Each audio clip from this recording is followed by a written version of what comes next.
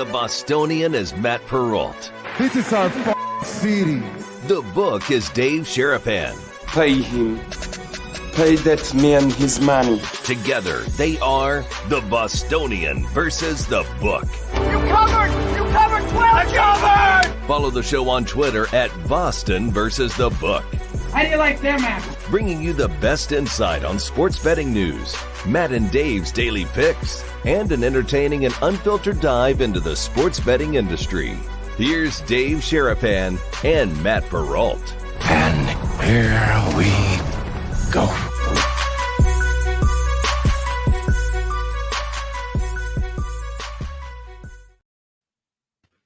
Welcome to the Monday episode of the Bostonian versus the Book. Dave Sharapan, the Book, Matt Perrault, the Bostonian. We are live on the Boston versus the Book YouTube channel, Twitter as well, replayed SiriusXM, channel 159, Sports Grid Television. Wearing the Muhammad Ali fighting shirt for Dave. He's fighting it. How are you feeling, sir? Like Kaka. Yeah. I'm ran it a little too long, little too much, I think, during the week of G2E. And then, as what happens all the time, everybody comes to town from somewhere else. All that mixing, melding, shaking hands, bro, hug, all that other stuff, exchanging of money. Oh, wait, we didn't do much of that. We did that with the books. But we just one of those things that, yeah, I got it. So I'm fighting it. But we're here. We show up every day right here around this time-ish. Have you noticed the use of the word ish on a lot of different content pieces now? Have you noticed that?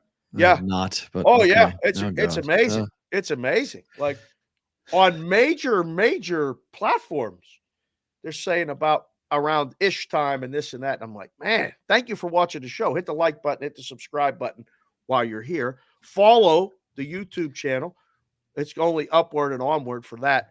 It's at symbol Boston versus the Book.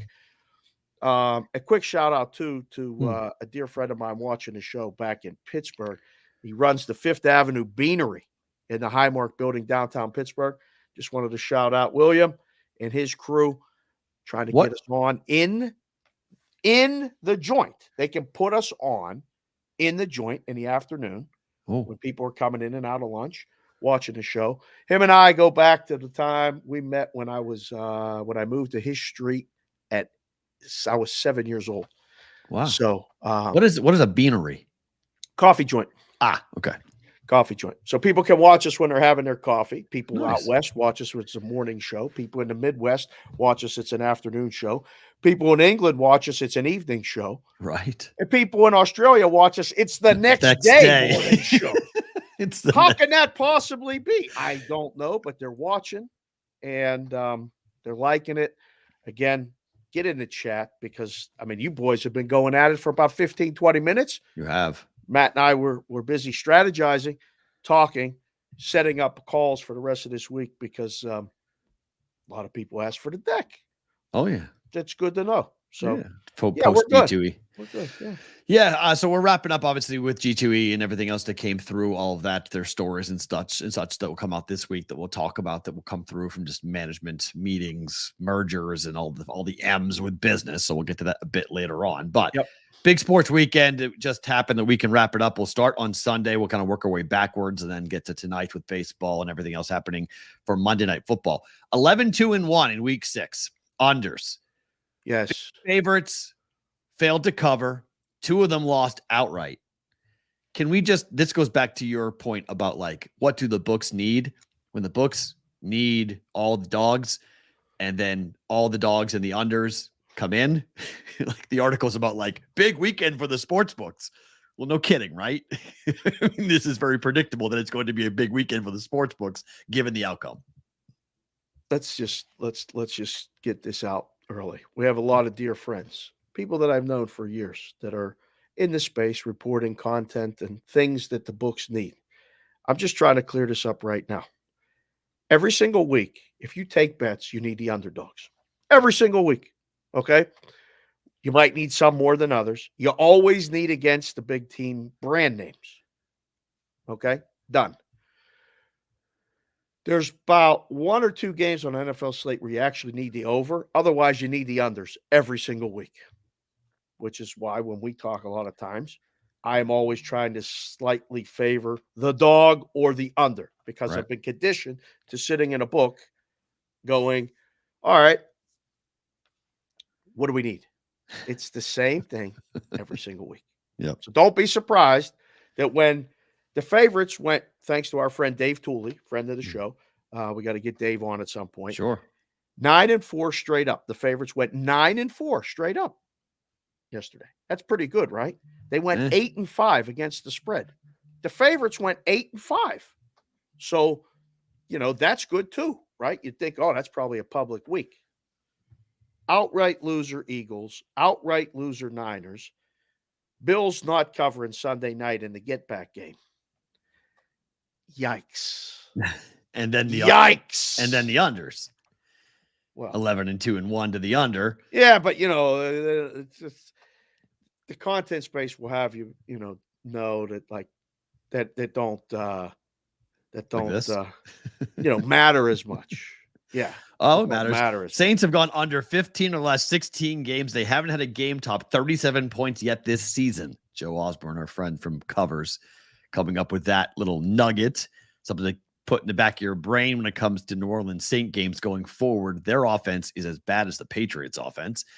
They can't move the football, and they just went and lost to the Texans. Yeah. Which I thought was going to happen. I told you on Friday, I didn't understand the line. I couldn't figure out why they were home dogs. I used them in both of my teasers on Sunday just because I was like, well, look, I might be wrong about them winning the game, and the Saints were driving with a chance to win the game, but I'm not going to be wrong, or I guess tie the game, rather. They're down 20-13. Yes. I'm not going to lose. They're not losing by 2 scores. If the Texans lose, they'll lose by 7-6. They're not losing by 8.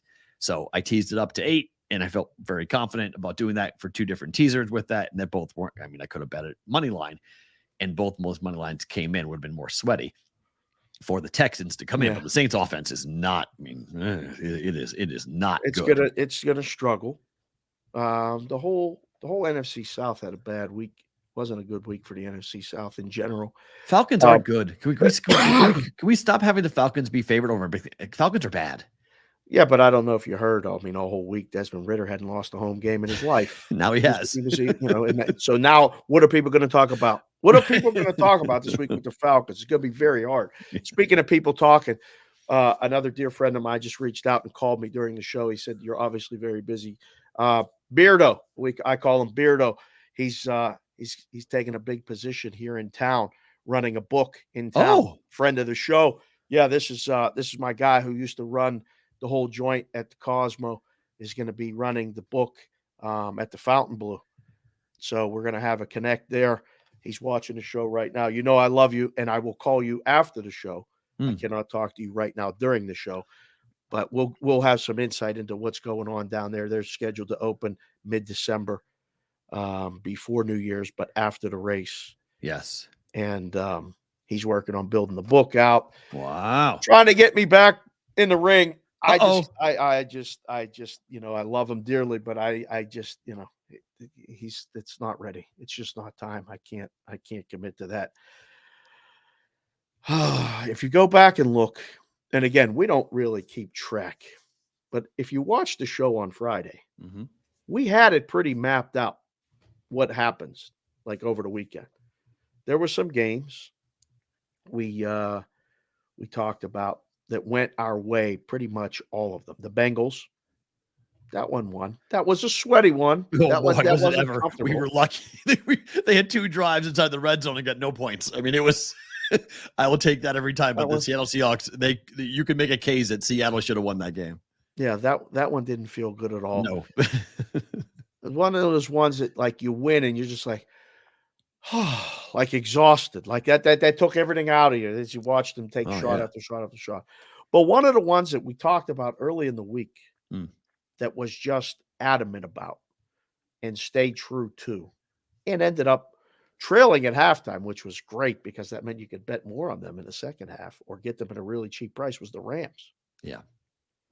Survivor pick, easy. Yep. No problem. They beat Arizona. That's what they do. Yep. So 12 there was a and 2. couple that, like, I think it's a lesson in that you should probably shorten the number of games when there's uncertainty in weeks where there's a lot of buys. Like this week coming up, it's the most buys of teams. We got the very limited menu. Yep. In the NFL, yep.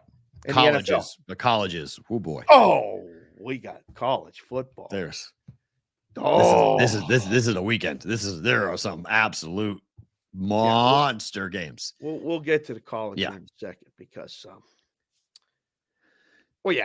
did UMass score yet? I'm just curious. They didn't score. They didn't score. And they had to score to cover, and they didn't score. They didn't cover. They got just boat raced 63-0. Yeah. You got James that fight Franklin. song handy? You got that fight? You still got that fight song on your phone? I would look if they had scored, that's a victory for me. And I thought they might have scored on that. They had a turnover, and they couldn't score even on the turnover. They had that. I mean, it was unbelievable. Penn State defense just crushed them. Congratulations, though. Appreciate James Franklin. He kept his 6-0 ATS record intact, so the alumni can go to sleep, feeling good about themselves. He ran the score up on UMass. Hope you feel good about yourself. You can't put the kids in and tell them to sit on the ball. Yeah, you can. You can No, do the same thing. The backups are better. Their fourth string is better than UMass's first. 100%. But this is a guy who was throwing the ball, fake kneeling down, throwing the ball in games with the second string and the third string. So James Franklin runs the score up. That's what he does. That's his MO. He's going for it. I don't blame him. Okay, I'm not salty about it. I'm all good. But James Franklin is going to get it. At some point, it'll come around and he'll get his, and that's how it works in college football, and I'm all good with that. When Penn State's down, people are going to run it up on Penn State. But right now, he's in the king chair, and he's 6-0 ATS. He's 6-0 against straight up. He's got a road trip to Columbus. This goes back 13-0. They won the last 7 last year againit the spread, and 6-0 this year. Yeah, this is what he does. Running streak in football. Yep, and Pennsylvania is right, legal. So it makes total sense why he's doing it. And so he's, to do with the gambling. I disagree with you. You and I are going to forever disagree with this point that you don't think college coaches know the spread 100%. They know the spread for the alumni. And if they don't James Franklin makes $10 million a year. He doesn't give a caca about the spread. Trying to make it easy for you. I disagree with that. I think he works for people who pay. He's the highest paid state. Calling me from Pittsburgh right now, guys. I can't talk on the phone. He's the highest paid employee in Pennsylvania, right? Highest paid state employee. I would guess yes. I mean, he's got bosses. Joe Paul was so. He has a lot of bosses. He answers to a lot of people. So yeah, he knows. Oh yeah, he answers to a lot. He answers to a lot. You get paid that much money. Kirk Ferentz is the same situation at Iowa. You answer to a lot of powerful people. When you're a state employee making that much money, there's a lot of people you got to keep happy. Winning and covering might keep a couple of them happy. Might keep them on the good side. Just saying, it's no coincidence he's 13-0 ATS over the last 13 games. This weekend, we'll see. It's dog this weekend. Numbers. Yeah, couldn't believe the number when it posted. I was like, wait, what? Which, by the way, if you watch the show on Friday without looking at nothing. Said the line's probably going to come 6, but it should probably be 4.5. And open 6. Still got it. Open 6. It's 4 right now. And it's 4 right now. 4.5 or 5 right now. Yep. I mean, I can't even get a consulting role. It's just, the line sometimes in your head. It's crazy. So last night, we'll get to it in a second. So last night, all right, if you call the first one, do you have to call the second one? Because there's the second one in the end zone with Darren Waller trying to go up, and he is clearly being held, and he was clearly interfered with. They threw the first flag, setting up an untimed down for the Giants with their chance to win the football game on the road at Buffalo. No flag. Should that flag have come out last night? I don't know. I don't know what interference is anymore. I really don't. I watch the games, and a friend of mine, John Murray, says it all the time. He's been calling the NFL ref ball for years. And I used to give him crap about it and say, it's not that bad. It's not that bad. It is that bad. When do you call it? When do you not? You watch that second one, you're like, that's interference. That's the definition of interference. But it's not. I don't know. There's a beef there, but. I mean, again, if you throw the first flag, you have to throw the second flag. Like, I couldn't believe it. Like, you throw the first one, that was somewhat controversial. Oh my gosh, untimed down. Wow. Here we go. What was controversial? It was 100% interference. It was, but oftentimes at the end of the game, the referees will just hold the flag. We've seen it this year. The referees will just hold the flag. They won't throw it. They'll just run off the field and go, la, la, la, la, la. We didn't hear anything. So, but they threw it. And I went, do that again. La, la, la, la, la, la, la. Like they just run off the field. This is why you need to be watching. If you're listening to the show, we appreciate it. Wherever you get podcasts, again, thank you for that. But when you watch the show and you see Perrault put his fingers in his ears and go la la la la la la la, that's how. So that's what they do. So they run off the field and everyone boos them and throws water bottles at them and everyone gets all mad and everyone's they go what? What he wants to do? They threw the flag. I was like, oh my gosh, they threw the flag. That's amazing. That's great. Yeah. It's almost like Buffalo said, okay, you threw it once. There's no way in hell you're throwing it twice. Like we know that was unusual to get the first flag thrown, so we're just going to tackle him. Darren Waller's tall. The ball is up high. Just grab the arm. Just grab the arm, pull the arm down. And they didn't throw the flag. Should they have run Saquon? Because the end of the first half was really the reason why that play went down, because how the Giants do not kick a field goal there, and how in the heck does Tyrod Taylor check to a pass? Down. This is the run for the check down now, apparently. Yep. Check down to a run. Check down, hand it off. And Saquon gets slammed, and then the click goes to tick, tick, tick, tick, tick, tick, tick, and then go. What? Check down. Oh, right. Yeah. Run play. Without timeouts, without knowing that, and then Brian Dabble know that. Brian Dabble, I thought his answer to Melissa Stark was great. He was just like, "I can't answer you right now. I am sorry. I can't think about anything else." He was so mad that he couldn't answer any questions about what just happened because he knew that could be a major moment, and it was, because it would have been a field goal to win the game. The Giants kick a field goal at the end, assuming it all played out the way that it played out in the second half. It's a game-winning field goal. You don't need to score a touchdown there. It's 6 points. You win by 1. Instead, they got to go try to score a touchdown, and they lose the game on that play. Giant fans have a right to be angry, have a right to be mad. They played their tails off. Yeah. Bill's got some home cooking. Yep. That's football. I don't know. I didn't see the end of the first half until after I rewatched it, and I was like, and then you see the post game and you're like, did these two even talk before the game? Like, were they talking during the game? Like, the guy's the quarterback, and it feels like they're not even like on the same team. When I saw Tyrod's post game and I saw Dabble's post game, I was like, there's definitely a problem there. Like that there's no communication is the key to life. Right. And when you're on a team, you're trying to win games. I mean, it's going bad for the Giants fans.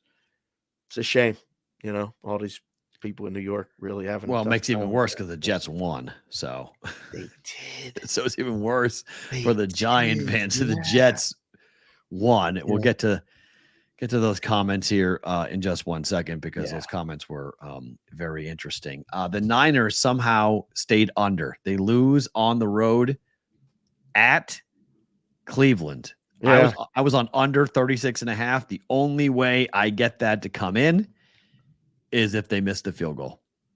And the kid missed the field goal. Right. 41-yard kick. I'm sitting there going, he's got to miss it. He's got to miss it. He's got to miss it. He's got to miss it. Yeah. And it slides just to the right. Could the Browns be a player?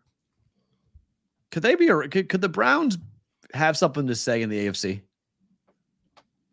Defense is really good. It's really good. Defense is really good. Brock Purdy finally looked like a 6th-round pick or 7th-round pick, whatever he is. The Browns defense makes quarterbacks look bad, makes it hard. But McCaffrey got hurt. Debo got hurt. Yep. There's adversity in the middle of the game. I thought Purdy actually did great for what was going on, and having to make those adjustments on the fly in a hard place to play against a defense that's really limiting what you can do. But it's the NFL. Everybody just moved it. And people were asking me to send the tweet with a picture of the CLV can, because boy, a lot of people had San Francisco -4, 4.5, 5, 5.5, 6, 6.5, 7, 7.5, 8, 8.5, 9 was a closer, 9.5. So if you got that, you don't get to put the ticket in the can, but they're all trash. Happens. It's I don't think, I mean, injuries notwithstanding, San Francisco is still the best team in the league. The injuries are a big question, but yes, I would agree with you. And it's how they basically won the game, because you saw, yes, their kicker missed it. And I don't blame anybody if they said, oh, here comes Robbie Gould. Wait, who? A rookie? Yes, Robbie Gould's not the kicker of the Niners anymore. And that's what can happen when you draft a kicker early and you think a rookie's going to come in and make a big kick, and the kid missed it. So that's something to, squirrel that back in. He missed? I think but it's the first game-winning kick he had to make. Yeah. So squirrel that in the back of your mind in terms of like playoff games. And as we go, kicking outdoors, Wynn just kind of took it, faded it to the right, and he missed it, 41-yarder, and doesn't get it. So just keep that in mind as we go further into the season and we get to the playoffs and we get some crummy weather. If they have to go, like say the Eagles are the 1 seed and the Niners have to go to Philadelphia to play in the NFC Championship game, just something to keep in mind that there may be a kicker issue or two for the 49ers. All right. How do you feel about the comments by Robert Saleh after the Jets beat the Eagles? Said, quote, through the first 6 weeks, we've played a gauntlet of quarterbacks, and I know we haven't gotten all wins, but we've embarrassed all of them. Wow. Embarrassed. We've embarrassed all of them. Really?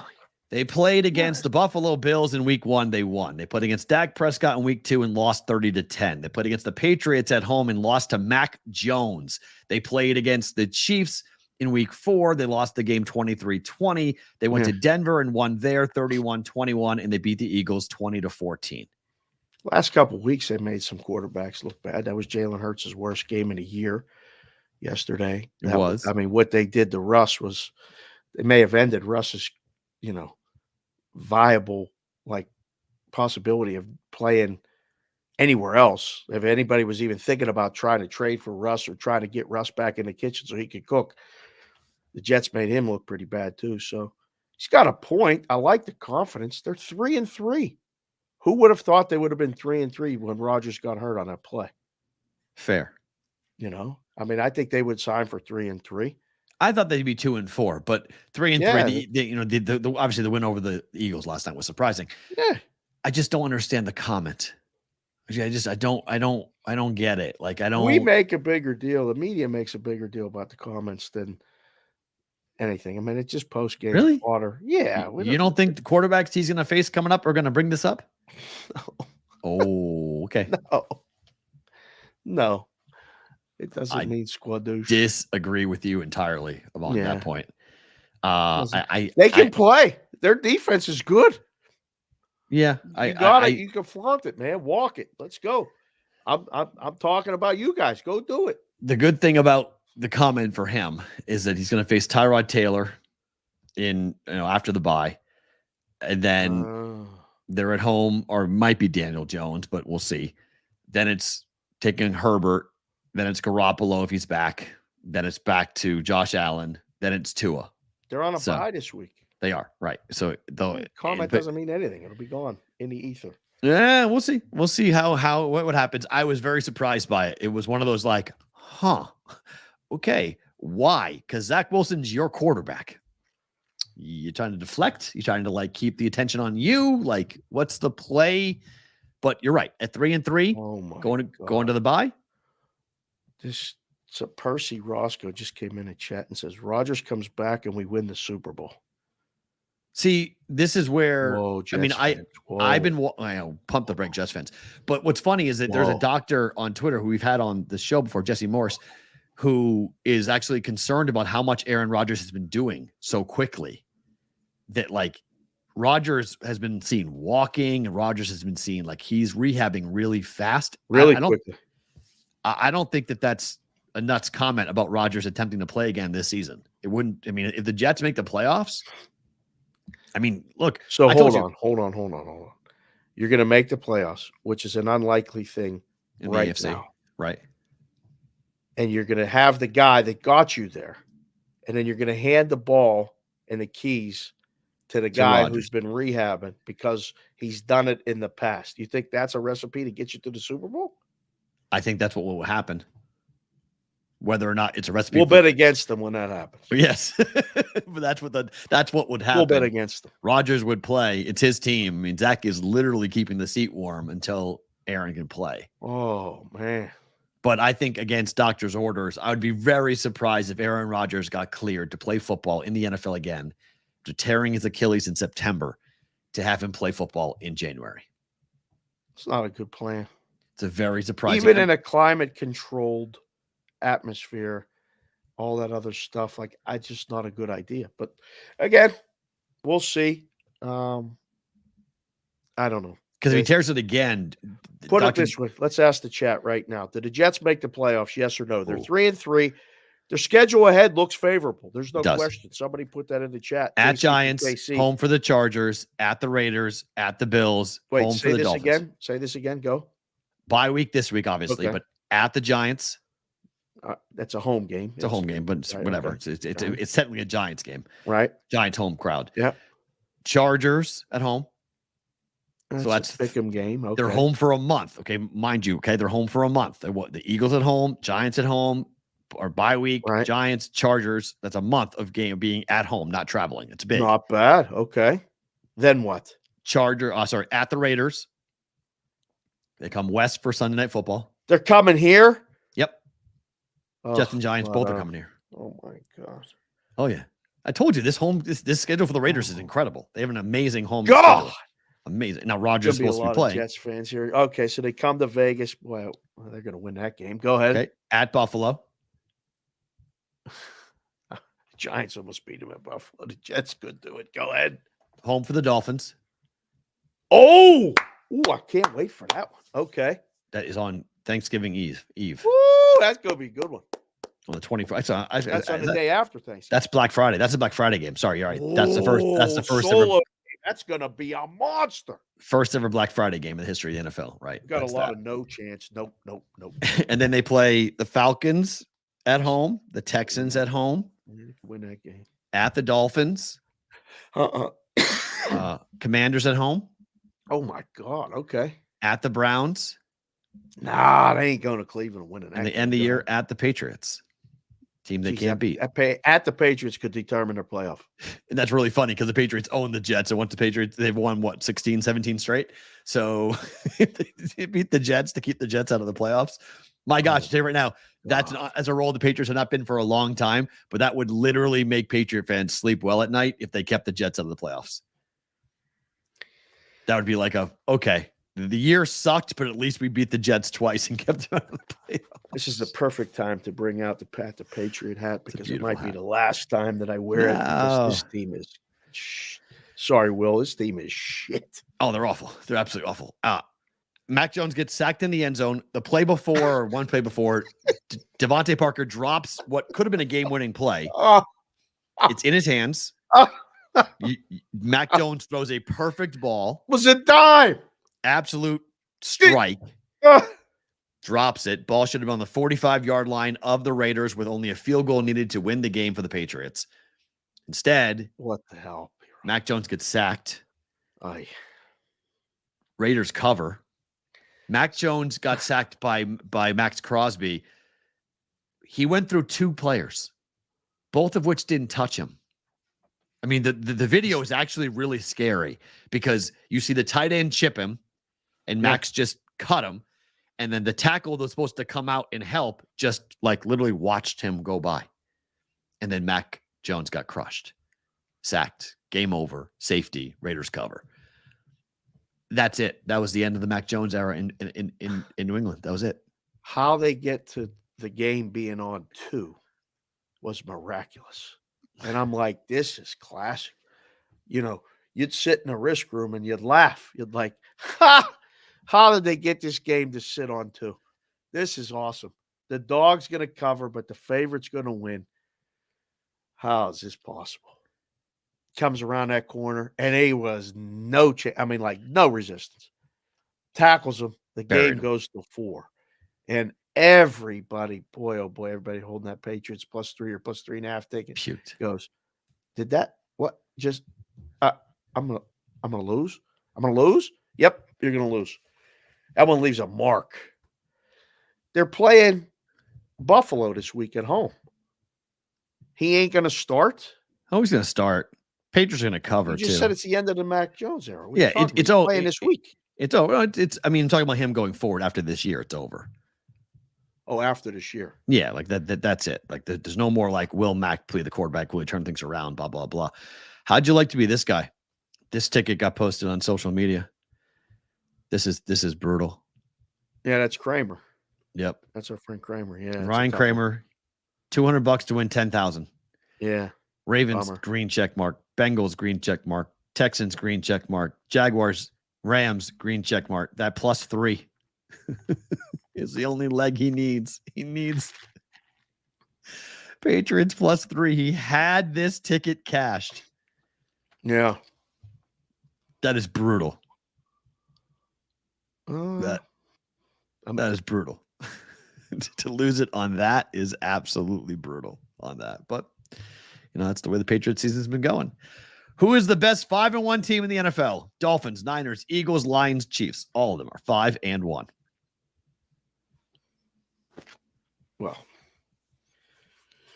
people that are watching the show might think that I would say Miami because I'm dressed like Dan Marino today. One of my favorite all-time players, Pittsburgh native. Mm-hmm. I love the Dolphins. I don't like them. I love them. As the best team in football.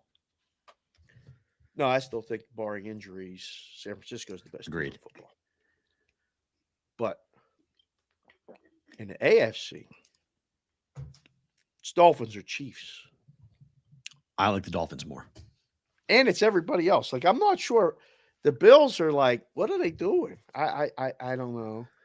The Bills have issues. They have offensive line issues. They have offense issues. They have quarterback issues. Josh Allen still throws picks that you just go, what did you do that for? Why are you throwing that ball? They run the ball inconsistently still.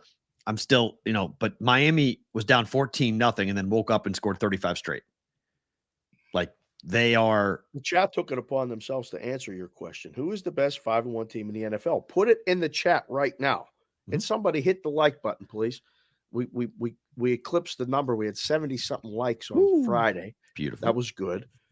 Please, that's all we're asking right now of you to do is just hit that like button, that little button up there. If you want to leave a super chat, you can do that as well with that other thing. Who do you think people are going to say of those 5 choices? What is the choice? The Dolphins are going to be high. Niners probably would be the most popular, but Dolphins will be there too. And then the Eagles probably in that conversation. So it's not Lions or Chiefs? No, it's not the Lions. It's definitely not the Chiefs. Chiefs are not the best team in football. No? No way. No. Chiefs are very beatable. Chiefs are very beatable. They're not repeating. I've been saying this. The Chiefs are not repeating as NFL champs. Not happening. Could it be this team? It could be, yes. I mean, it very much could be the Lions, in particular because who they have played and who they have beaten. You want to talk about who, scheduling wise, like who's beaten whom? You could make a really good case that the Lions, their resume is the most impressive. They beat the Chiefs at the Chiefs. They beat the Packers, they beat the Panthers, they beat the Bucks. They've got that big resume win to open the year to say, hey, we already beat one of the teams that were 5-1, so we got to be above the Chiefs because we beat them. I'm impressed when teams go on the road and win. Against the Bucks. Lions did it yesterday. Creamsicle you or no? I heard a great rant today from Brandt. I saw the clip. I didn't watch the show. Kyle Brandt? On the Good Morning Football. I watched it, Yeah, he said maybe retire the creamsicles because they lose every time they wear them. 4 in a row. Yeah. So doubled by the average of 11 points when they wear the creamsicle U. Yeah. Those unis aren't good luck. Maybe pick the games that they play like UMass. Like homecoming. Right? Yeah. Which, by the way, Penn State, you need to keep the numbers on the helmets. They looked unbelievable. Sharp unis. Let's I would agree. do that. They put a stripe on the pants. I mean, as an old-time Penn State guy, I saw the same uniforms my entire life. Mm-hmm. That blue jersey with nothing, right. White pants with nothing. Most of them wear the black spikes to make them look slower. That's fine. Plain-ass white helmet. That's fine. But, man, they dressed them up a little bit for homecoming. I loved it. I love the creamsicle uniforms. That was one of my losers. I really believed the Tampa hype. I was against Detroit as false advertising. I said, this team's good, but they're not that good. We'll see how good they are this week. If And they were banged up. They were banged up, too. And they whooped them. Yeah. They're not healthy. Claire Chick's in the chat.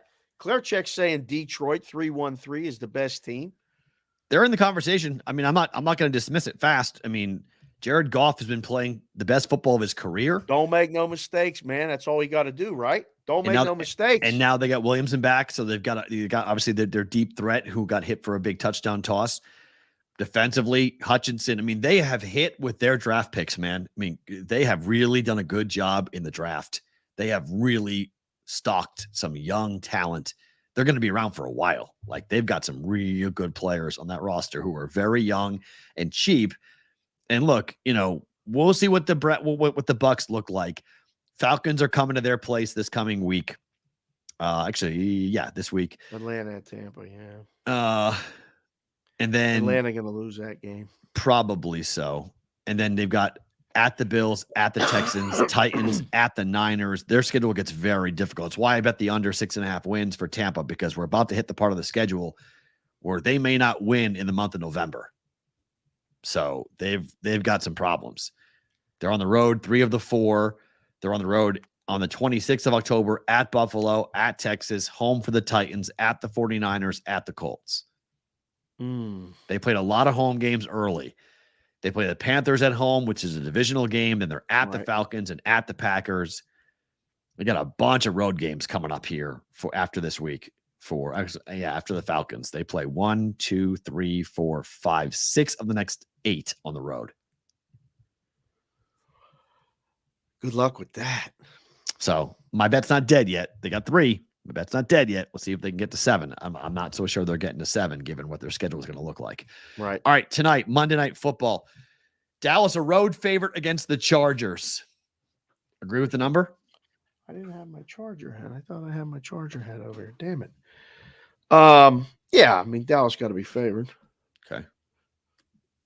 I mean, it's coming down. I don't know if it flips. I don't think it flips. I think you're just trying to find where we got to go. There might be some day game Dallas money. We gave you the stat 11-2-1 to the under. The highest total of the week is this one. Is it 50.5 now or 50? 50.5, I think we can call it. There's 2 50s and the rest 50.5s, at least on the screen. Do we close at 50? No, I don't know. Half the books will probably close 50.5. Okay. Because it's Dallas and the Chargers. These are over teams, perception-wise. So 2-2 and 3-2. So it's Dallas has been 3 of the last 4 games. Dallas has gone over. But if you like Dallas to win the game tonight, you have to like the under. If you like Dallas to win the game, you have to like the under. I don't know if I agree with that. I mean, Dallas can win this game 34-31. Yeah, I don't think so. I don't like Dak. I don't like this offense. I don't think so. I know the Chargers defense is not great. I'll give it to you, but I don't think a shootout favors the Chargers. Just want a game where there's points. I mean, how many times they went the whole first half last night without the first touchdown score ticket being cashed? Fourth quarter for it. First touchdown was scored in the fourth quarter last night. What do we do? Where's the offense? So I asked, where's the offense? What's going on? The NFL has become, the amount of bad quarterback play going on right now in the NFL is unbelievable. There are a lot of teams that have very poor quarterbacks. You know how you talked about like the media space and nobody knows how to develop talent, because they don't let anybody stay because they underpay them for as long as they can until the person decides I got to change careers and get another job or I got to move on because I can't do this anymore. Doing the same thing with the quarterback position. In ways, like what you come in, you get it 2 years, right? You don't figure it out, you're out. We're going to bring someone else in. They get rid of, coordinators. Nobody stays. Nobody works together for more than a year or 2. It's very hard to develop. I think you got to be patient. You got to take the lumps early if you can. I mean, don't forget, Peyton Manning went 2-14 his first year. Troy Aikman went 1-15. Those days are done. Yeah. They don't do it anymore. Those guys are Hall of Famers. Some of the best to ever play. And CJ Stroud coming into the league and playing the way he is playing does not do those guys who need the time to develop any favors. Well, listen, he's the exception to the rule. Most But of the guys they want him to be the rule. Right. But they are expecting when guys get drafted now, they're going to look at CJ Stroud and go, well, that guy came in. Look what he's doing. Copy that. Find receivers. Well, that's what they're all chasing, but they're all chasing fool's gold. It doesn't work. You need a good team, one. But that whole coaching staff in Houston's new, brand new. Yep. And they're really doing a great job. And they're all on the same page. Everybody's on the way up. Everybody's up. Go through the entire NFC South. Ritter, not good. Bryce Young, I mean, they just changed play callers today in Carolina because of how they're 0-6. The Saints, they can't score. We talked about 15 out of 16 games going under. The Bucs and Baker Mayfield scored 6 points yesterday. I mean, that's a mess of a division with teams that don't have quarterbacks. Look at the NFC South. Or sorry, the NFC North. Next year, new quarterback in Minnesota. It's not going to be Kirk Cousins. Jordan Love, we're not sure what to make of him. He's probably going to be replaced as well. Jared Goff is good for the Lions. The Bears want to replace Justin Fields. The Giants paid Daniel Jones. They're furious about that. The Commanders have Sam Howell. They don't like that. The Patriots have Mac Jones. No one likes him. Just go through it. It's remarkable. The Broncos have Russell Wilson. Nobody likes him. The Raiders have Jimmy Garoppolo. He's got a back injury. And the backup, Brian Hoyer played the whole second half last week. It is a problem in the NFL right now. Quarterback play is not good. There are some teams with great ones. Patrick Mahomes, a generational talent, and there are some very good ones. Tua's playing the best ball of his career. But for a lot of these teams, their quarterback is not where it needs to be. I like Chargers tonight. You? I didn't see anything from the Cowboys the last game that would make me want to come back with them tonight. There's stats that support both sides. Team gets blown out like that, you come back on them the next week, they win and cover. There's other ones that say that the Chargers off a bye, a home team off a bye is either good or bad, depending on what numbers you pull and look at. I don't know. I think the game goes over. I think an over game favors the Chargers. I like the Chargers sidewise going in. I don't know how much of this game I'm going to be watching because the baseball is going to be on. But Chargers in the under. That's what I like tonight. Chargers in the under. Yep. Under 51 is what I bet last night on that. Okay. To college KC football. from KC said both teams have combined 8-1 to the first half over. Oh, okay. Dallas and the Chargers. So there's something to look at too. I expect the Cowboy defense to be phenomenal tonight. You do? Yes. I expect them to be completely different, a complete and total revamping of what that was a recalibration as to what happened to them last week. Humbling. They come out ferocious tonight. Dallas on a bye next week. The Chargers go to Kansas City. 24-21 Chargers tonight. Okay. That's my call for tonight. Okay. Probably a home game for the Cowboys because the Chargers have no fans. That's true, Lou. It is true, but I don't care. Nobody cares. It is true. Right. It will be a Cowboy crowd tonight. Washington beats Oregon. College? Oregon. Yep. We're talking college football now? Oregon's coach, Dan Lanning, said it was his fault. They tried to go for it on fourth down with the lead to end the game. Missed it. Left it open for Michael Penix. And that offense, they're number 5 in the AP poll now. Can the Washington Huskies win the national championship? No. No. No, I mean, I wish they could, but no. I don't think so. I hope they do. I hope they make the playoff. But I feel like the margin of error for the Pac-12 is unfair in that regard. A one-loss Pac-12 team is not going to get in over another team. Oh, I completely agree. I completely agree. So, I mean, like you can see, they can't lose. Nope. They got to be on 100%. They have to be, because also UFC. Can I have a saying that I have a saying that I want to say that I oftentimes can't say that I feel like I don't know if I'm allowed to say it or not, but like when you do that, hold on. All right. Will, I'm sorry if I can't say this, but like I call it stepping on your own dick. And like that's what oh God. Sorry, that's I gotta get a drink. Go ahead. That's what USC did against Notre Dame. And when you do that, you hurt the whole Pac-12. Like the entire, you're supposed to be the upper echelon. Like, here comes the Heisman Trophy winning quarterback. This team's putting up 60 points on everybody. You go to the Irish, and I think they just threw another interception in that game with what happened against that defense. That was embarrassing. Notre Dame was one of my favorite plays of the entire week. Played out exactly like I thought it would. It did. It was. And oh my. I don't know now. Like, I'll push back on you a little bit. USC is exactly who they've been. That defense can't stop anybody. Caleb covered up a lot of things for them. Yeah, winning. But Caleb played like crap. Points. When you get down, he threw what? 5 everybody picks? knows you got to pass. 4 picks, 5 picks. That's you can't do it. So yeah, but part of the picks, part of the going down was him throwing interceptions. Absolutely. So the pick six he threw, like he contributed to the avalanche of points for Notre Dame. The worst part for the Pac-12 will be if USC runs the table from here on out. Because then they take out Washington. They take out all the teams that you want them to lose to. So yes, exactly. I would agree with that. Yes. So now what has to happen is they got to go in the tank. Does Oregon play USC? Do they still have them left? Well, I think both Oregon and Washington, I think. And Utah this week, right? So Washington plays Arizona State. They play at USC on the 4th of November. Right. And then USC will play up against Oregon on the 11th of November. Okay. Gosh, they have Washington, USC, UCLA to end the year. They could wind up with 4 losses. Which actually might be better for the Pac-12.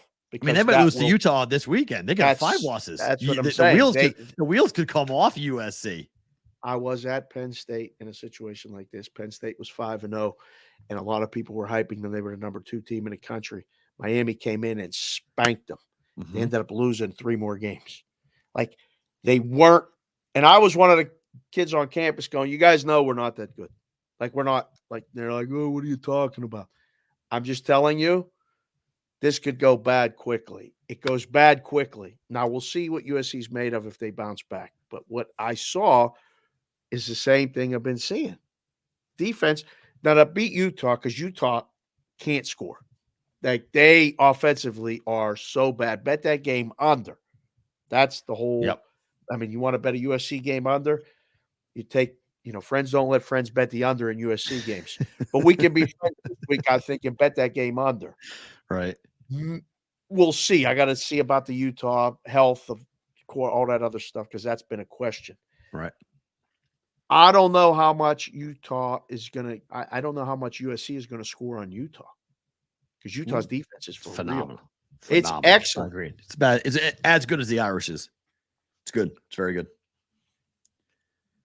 Washington, are they running the table? Look at their schedule. Are they running their – it's Washington running They got to win all their games to the Pac-12, I think. So Washington is 6-0 currently. Right. They play Arizona State this week. At Arizona State. Nope, home. They play at Stanford. A gigantic number. Oh, Stanford. Stanford may have turned everything around by actually winning that game. At USC, home for Utah, at Oregon State, home for Washington State. Who, by the way, you want to talk about a team that's still alive and like talks and things like it. Oregon State. That was an impressive ass win. It was, but no one's going to talk about them. No. I mean, it's impressive, but no one's going to talk about them. I can't believe this is the last year of the conference. Right? I really can't. It's great. I don't know. I'm gonna carry the Pac-12 banner. I mean, look at 5-1 Utah, 5-1 Oregon, 6-1 Oregon State, 6-0 Washington, 6-1 USC.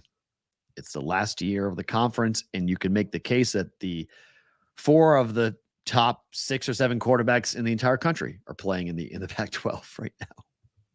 Right. It stinks. Rainmaker Lou, Sweet Lou from the 412 said USC 7-0 to the over this year. Yes, right. Every game. Mm-hmm. Yeah. Yeah, because he can't stop anybody. Georgia's Brock Bowers is out 4 to 6 weeks. He's having surgery on a high ankle sprain. This is an NFL move, okay? This is a kid who's thinking about his long-term health, and he does not want the high ankle sprain to be anything lingering as he goes into the combine, into the draft process next year. Right. He's like, I got 2 rings. I'm good. I don't need any more. Let's get this taken care of right now. He may not play again this season. It won't shock me at all if Brock Bowers does not play for Georgia again and goes to the NFL because he is a surefire first-round pick. Bad for Georgia's offense in my mind. Terrible for Georgia's offense. He is Georgia's offense. That's what I'm saying. Like, I mean, he's so this is going to be wild to watch and see how things unfold over the next couple of weeks for Georgia, who they're still number 1. They're still getting 43 votes in the AP poll, but they got a game against Florida this week, and then they end the year with 3 out of the 4 games against ranked opponents, Missouri, Ole Miss, and Tennessee on the road. So Georgia. I have not looked yet this week. Georgia's at home against Florida, or is this the cocktail party? Cocktail neutral? Party. Jacksonville, yeah. What are they, 21? Favorites? They should be. Let's see. Georgia, Florida. Where is it at? Does anyone see? It may be off the board because of the Bowers injury.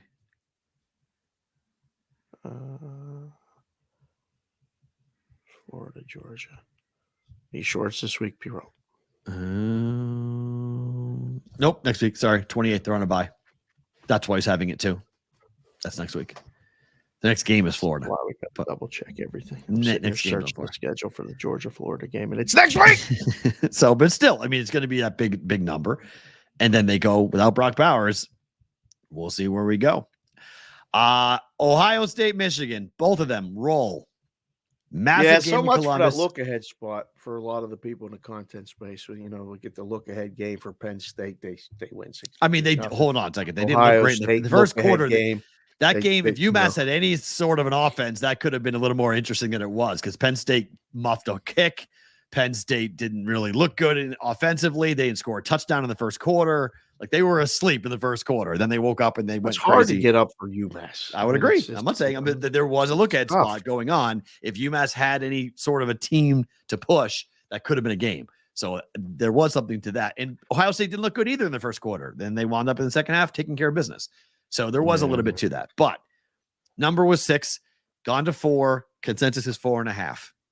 Yeah, it's going to be awesome. I can't believe the boys like Chef Benny, another Penn State guy.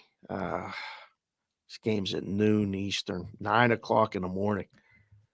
Going to be wound up. Painted 4. Oh, now it's 4.5. One of the places down south just went to 3.5. I see you working down there. 3.5. 3.5. Okay. Let them come in. Let all them Buckeyes come in and lay it. Let's go. Boy, I can't wait. I can't wait to watch it. I cannot wait. I will say this on Monday. Penn State's defense is the difference in this game. Oh, I hope you're right. Under. Just don't bet the game, please. Under. Just stay away from this game. Under. I don't believe in that bullshit. I don't believe in any of this nonsense. Bet the game. I'm going to bet this game. I've been betting. Why? Don't bet this game, please. Did I bet your team? 46.5. Oh, my God. 46.5. Circuit just moved to 46.5. Under. Boys. I hope you're watching. Under. Perrault just said under. I like under too. Under. Oh my God. It's an under game. We know the weather. Well, it's too far out to really get a good grasp of what the weather's going to be like, but it's going to be typical Oklahoma, October weather. You have an invitation to go to the game, by the way, and we have a place to stay. Just letting you know. I got the call last night. We can't do Saturday games. This is a problem. This is a problem. We can't do it. If we do it, we risk blowing up our other business. Yeah, we can't. And I don't know if we can do it, but we have a place to go and stay. It's great. Sunday games are different. Saturday games we cannot do. We cannot do Saturday games. That is off. Games right now. It does not work. People with the contest. This is the game for Penn State. They win this game. I win my bet. My over 9.5 wins cashes. This is the game for Penn State. Because even they can lose to Michigan and still get to 11. One thing at a time. Don't even talk about the Michigan. I'm just game talking this about week. my bet, not your team. My Don't bet. talk about the Michigan game this week. I don't want to hear Michigan. They can lose to Ohio Nothing State. about Michigan. The reason why I bet it is they can lose to Ohio State and they can lose to Michigan, and I can still win the bet. Not worried about Michigan, right? Michigan's 24.5. Holy crap. It's Michigan State, of course. Michigan, the best team in the country? Yes. That's why I had the Georgia news today. It is, right? Michigan's the best team in the country. I have a 9 plus 960 ticket on them to win the national championship. I got it to hedge. I may not hedge. I may just let it go because we just got a huge influx of people in there in the chat right now. All the Who's Buckeye the best fans team in the country right now? If Put it in there. If you say Florida State, you're going to have to explain yourself to me. Whoa. Hey, they're getting first place votes right now. They're laying 14 points against Duke at home this week. This is the WTF line of the week. Like, excuse me? They're laying what? That's a good, it's a fair number. No? It is? That seems super heavy to me. Does it? Duke's defense is decent. This is saying this is a foregone conclusion that Florida State's winning this game and winning it easily. I was surprised. I was like, wait, what? I'd like double check. Like, wait, what's the number? 14? Michigan. Everybody's voting in the chat right now. They are the most complete team. It doesn't mean they're going to win it all, but Michigan is the most complete team in all aspects of running the game, running the ball, their offensive line, their defensive line, their secondary and special teams. They're the most complete team in college football at the moment. I don't think anybody's saying Georgia. Oh, Sweet Lou just said Georgia. Without Brock? No. No one's saying Ohio State. Because you can't with their quarterback situation. No one's saying Florida State either. Well, you can't say Florida State either. I don't get the Florida. I don't know. You tell me Florida State, I'm going to go, wait a minute. How high are you on Jordan Travis right now with your Heisman ticket? Because that's nuts. He's not. No. Florida State's not the best team in the country. They're good. No. They're not the best team in the country now. Not by any means. Man. Can't see it. This number, watch as the week goes. This number's, I can't believe how high this number is. Seems very, very high to me. And then one more before baseball. Colorado was up 29-0 at the half. Where's my sunglasses? And they choked. They lost. I don't know. They choked. How? They got beat by Stanford. Bad second half. Bad second half. Maybe stop worrying about celebrations and taunting and go play some football. Is it possible? Did they really have guys putting their Instagram at halftime, like their merch sales? Did you see that? Yeah. Was that true? Yeah, I buy it. That wasn't good. Nope. They sell any sunglasses? I don't know. Maybe. To hide their crying eyes, maybe. I don't know. That was bad. They got look. worked by a team. That was a team. Stanford went into halftime and said, okay, these guys are all full of themselves. We're just going to go to work. Yeah. And they systematically took apart Colorado. We're out west, so it was perfect. We could stay awake and watch it. You imagine there's a lot of people that went to sleep at halftime. We're up 29-0. We'll be good. I'll check the score in the morning. Yeah. Wake up in the morning, hit refresh. You're like, wait a second. What? How did that happen? This can't be what?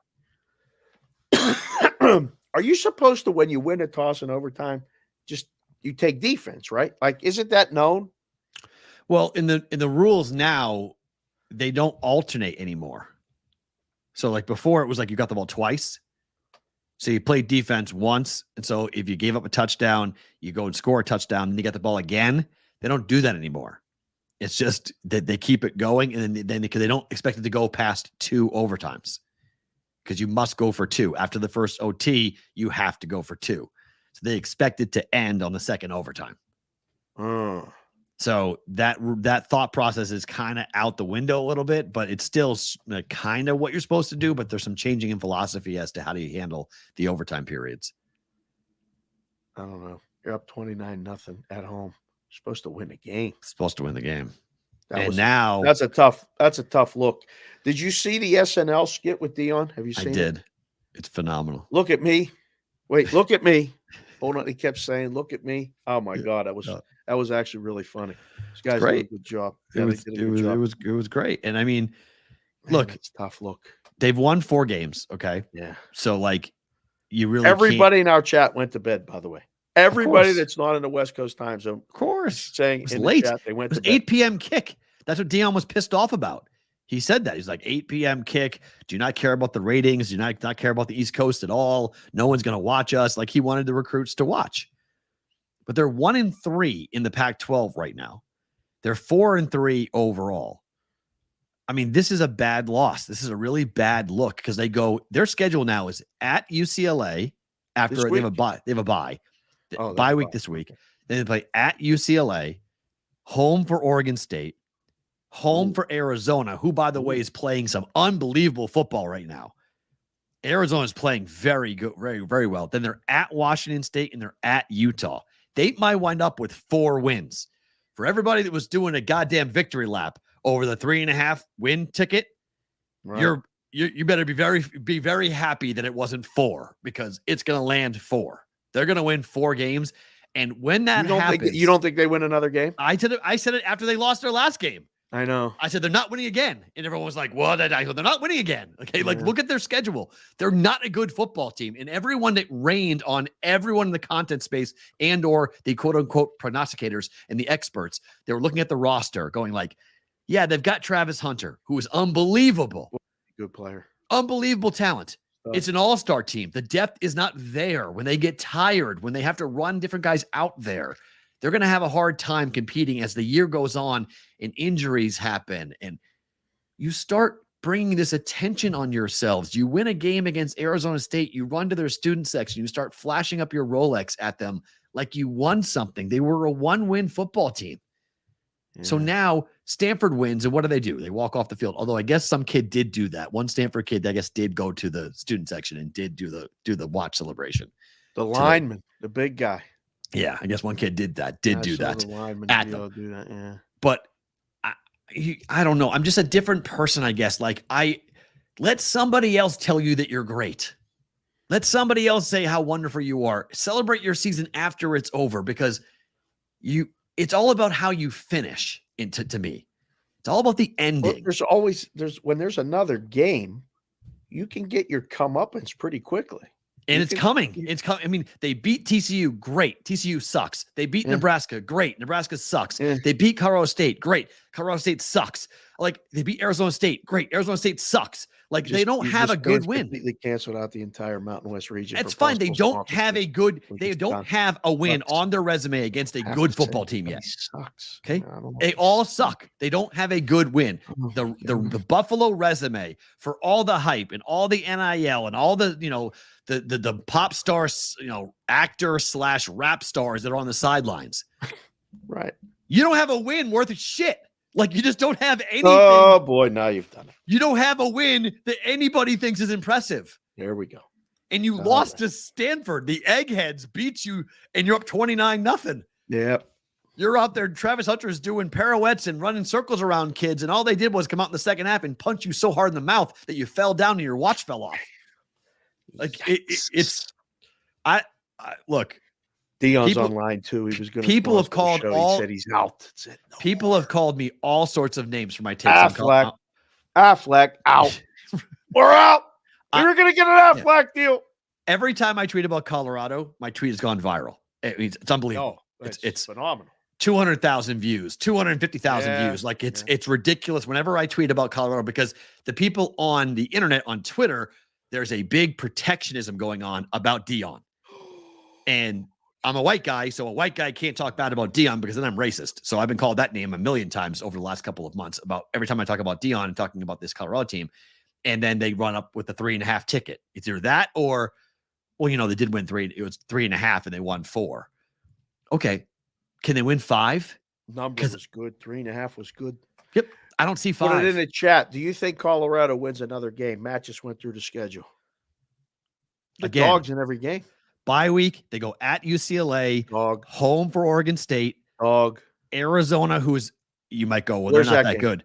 That's at home, but they're 2-2 in conference. They're 4-3 overall. Okay, go ahead. I mean, they beat Stanford 21-20. They beat Washington State 44-6 in their Right. last game on the road. Yep. They were big dogs there, and they What's whipped the them. next game after the Arizona At game? Washington State, tough place to play to go to And- that part of Washington. Yeah, that's going to be cold. You better have that hoodie thing on. And then at Utah. They ain't winning that game. Oh, no, we're going to Not get today, smacked. not next week, not then. Yeah, they're dogs in every game. So, I mean, I've been wrong before. I could be wrong here, but like this whole Colorado hype machine and everybody that was pointing at them and do you believe now? Do you believe now?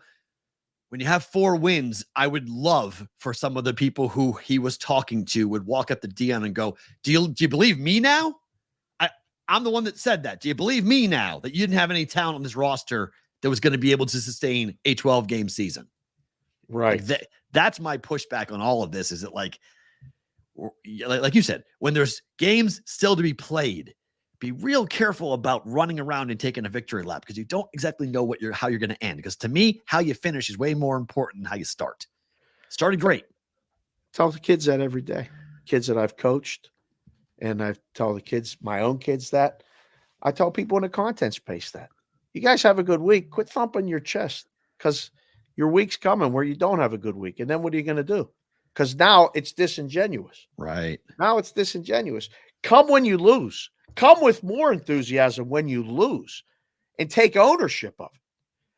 That's the one thing that I think is lacking in all this. That post-game press conference got me depressed. I love when Dion talks. I feel like he's talking to people. But it was not a good look. It was not a good look. Do you love the game? Because I love the game. Do you love the game? Like, and it's a bad loss. But as the coach, I don't know. The way I used to do it, all the losses were on us and all the wins were on the players. We used to tell the kids that every game. And there were losses where it was like, look, you have to hold them responsible, but you say, I coached bad. I prepared you bad all week. Right. It's on me.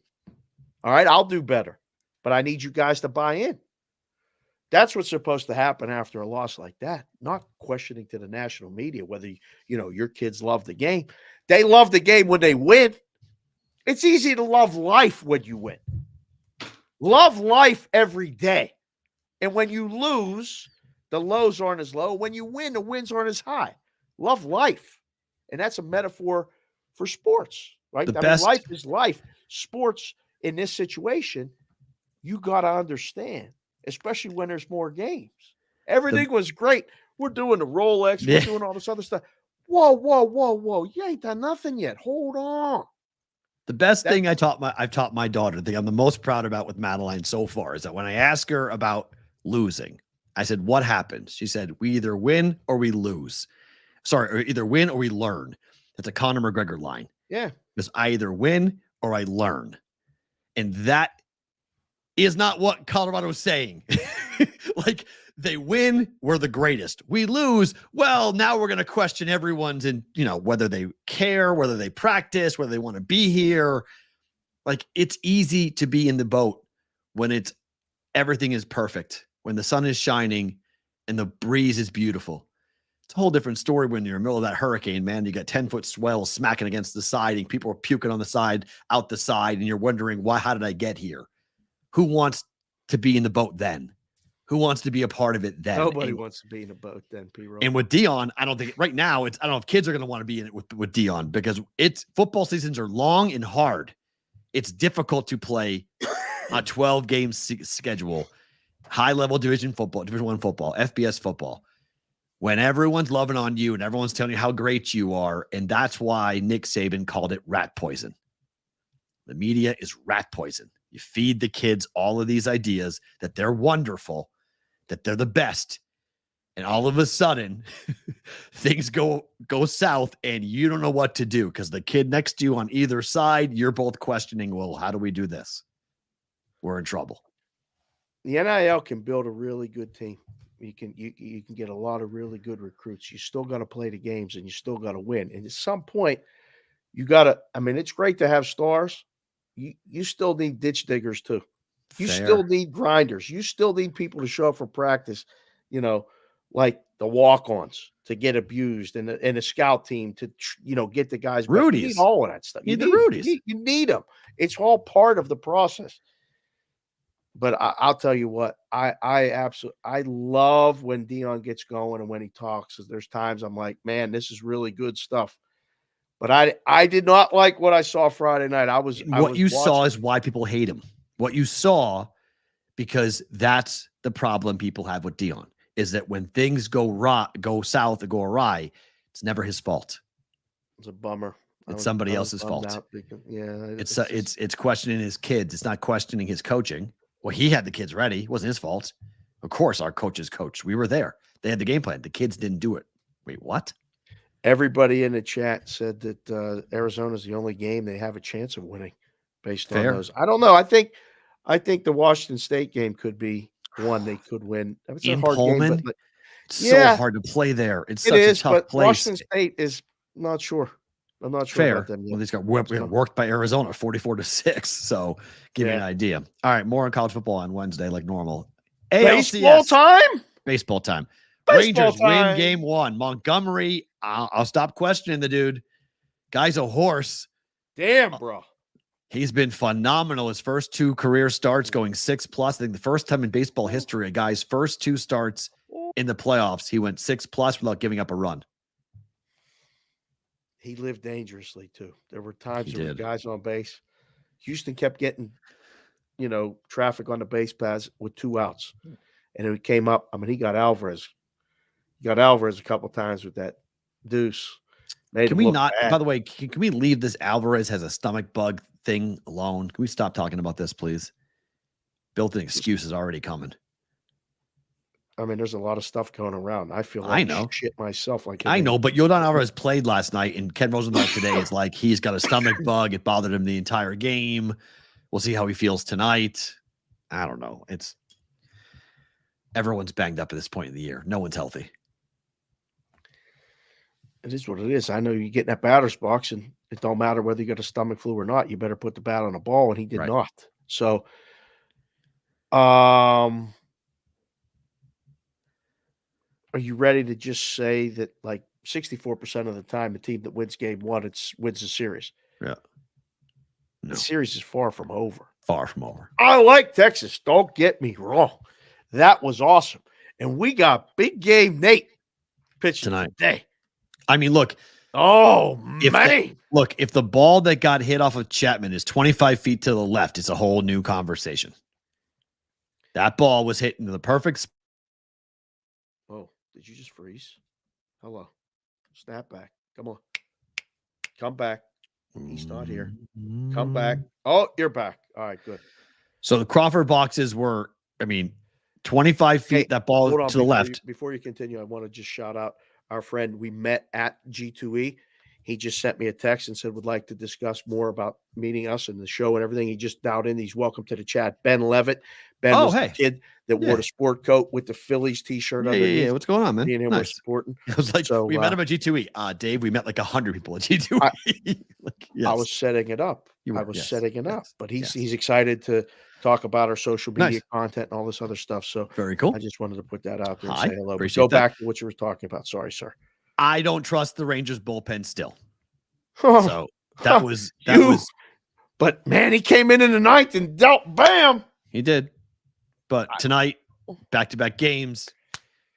Astros tonight. Well, afternoon. We got afternoon. Texas and Houston's a day game coming up. 1:30 Pacific, 4:30 Eastern. We got a day game. Evaldi. Day baseball. I'm betting on. I'm betting on baseball, and you and the rest of you people can be watching Dallas and the Chargers. No, I'm watching both. I have duels. I watch both games simultaneously. Same thing last night. Bills on one side, baseball on the other. Same thing tonight. Football on one side, baseball on the other. That was last night with the football game. Yeah, but I had the sound on baseball. It was great. I watched the game. Now we're talking. We're talking. I flipped back and forth when there was a commercial. I flipped back and forth to the audio on football and watched the bigger moments in football, and then flipped back over and watched them both. It's great. YouTube TV is phenomenal for this. I'm asking the chat right now. Yeah, the game is -115 anywhere for. This is great. Valdez -120. I'm fading Framber tonight. You're fading Framber today. Quit saying tonight. The game starts in an hour. Fine. Today. I'm fading Framber today. You are? Yes. He's not right. All right. Put it in the chat. But by the way, TEX or HOU. To win the Who game? you got this afternoon? To win the game or to go in the first Win the game. Win the game today. We're going one day to Astros.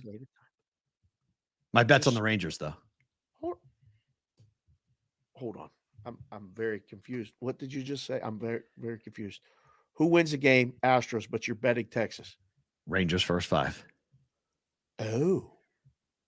Big Nate, 2-1 lead after 5. Bullpen blows it. Rangers score off the bullpen and win the game on the bullpen today.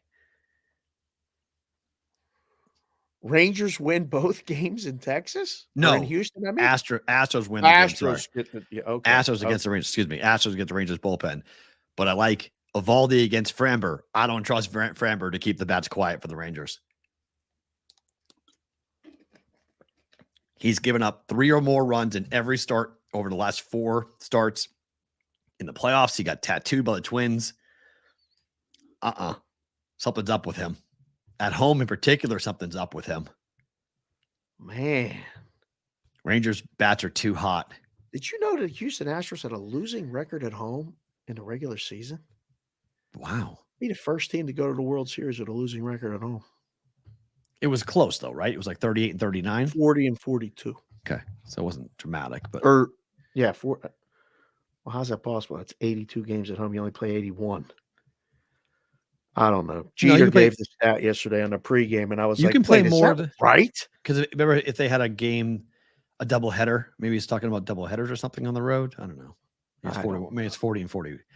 I'll tell you right now what the record Houston's home record is a losing record. That's hard to believe, but Houston's record at home this season was 39 and 42. 39 and 42. That's 81. That's unbelievable. Yeah. A losing record at home. 3 games under 500. 51 and 30 on the road. And man alive, you better believe this is where the 2-3-2 format comes in. Maybe it benefits the Astros. They win today. Maybe they don't go back to Houston. Go on the road. Well, win no. all 3. I think so. I went and looked yesterday. Had a very interesting breakfast with a gentleman yesterday. And then I started looking at baseball props. And some of the books put up total games in a series. 6.5 was almost like pick 'em. Like the game, like it's going 7 games. It's going 6 or 7 games Over in this series. Yes, you could get plus money on over 6.5 because going 7 games, there's only one scenario. It's 3-3. So you should be getting plus odds, but it should have been bigger. You know, like you dream of getting 7 games in any series in the playoffs. Right. You know, those elimination games, there's nothing like it in sports. But I was surprised. I was like, wow, 6 is the number. Like the way the odds read. If you think there's going to be a sweep, you could get a gigantic price on now Texas. But look at those things for the other series too. There's total number of games. I think both of these series are long series. We're not getting 4 or 5 games. We're getting 6 or 7 in both. That would go toward today, Houston winning. Yeah, Houston winning today. Although road team could win the first 4 games and it's 2-2 and it's best of 3. Yeah. Houston wins game 3 Scherzer's and listed 4. for Wednesday. You know that. Yes, and that's danger zone for Texas. Wait, that's danger zone for Texas? I do not like someone making their first start in over a month in the playoffs against the Astros lineup that hits better on the road than at home. In that ballpark in particular, it's a launching pad of a ballpark. I don't feel good. I mean, if I was them, I would use him as a closer. I would not have him start. I would ask him to be a closer. He never been a closer. I'd have him in the roster. I'd have him on the rotation on the ALCS roster, and I'd have him come in key spots where I need him. I would not have him start a game. But he's Max Scherzer. He's a Hall of Famer, and I get it. But I'm not expecting much. Oh, I think you get Maxi Max. I think you get, oh my God. Then when he snaps his elbow and he needs Tommy John? I don't think he would even risk that if he wasn't okay. Why'd he miss a month? Like he's been on a month. It's not like he's missed a month of baseball so far. Oh my God. I don't know. I have low expectations for him in game 3, but yeah, I've been wrong before. Phillies tonight are big favorites against the D-backs. I am not betting this game. I'm watching this game. I cannot wait to see how Arizona responds to the atmosphere. Need to see it before I believe it. Because this home field right now for Philadelphia is ridiculous. It's loud. It's disrupting. And Gallon on the road is not good. Gallon beat them there already this season. You know that. Okay. That's a regular season. It's not Red October. It's a different story. Gallon's from there too, by the way. He grew up a Philly. Oh, I didn't know that. Oh, nice. He had 100 people at the game in the summer. How many tickets do you think he's trying to get today? My gosh. Yeah. Whoa. Yeah. I don't know. He was good on the road the last 2 starts in the playoffs. 5 1/3, 2 runs win against the Dodgers. 5-2 win against the Brewers. 6 innings, 2 earned runs. Shut out the Yankees on his last regular season start, but then against the Mets, 5 innings, 6 earned runs. Oh, pitched a complete game shutout against the Cubs on the road, but then against the Dodgers, 5 1/3, 6 earned runs. Look, he's had blow up games on the road this year. But big start for him. You saw Texas win the game, first game in the series. Yep. I love Zach Wheeler. Love Zach Wheeler. Dear friend of the show, Alan Berg, just came into the chat right now. What's up? Said to say hello. Hi. Just asked me a question. Did you secure a bag at G2E? 4? Oh, you did not yet. You have one, Alan? Because we'll take it. You have one. This is what we're discussing. And Alan looked great down at G2E. He had the suit on, the black suit, looked like the Undertaker. The guy from New York suggested he might be the Undertaker, and true. he don't even know AB. True. If he'd have said another word right there, AB might have taken him out right there.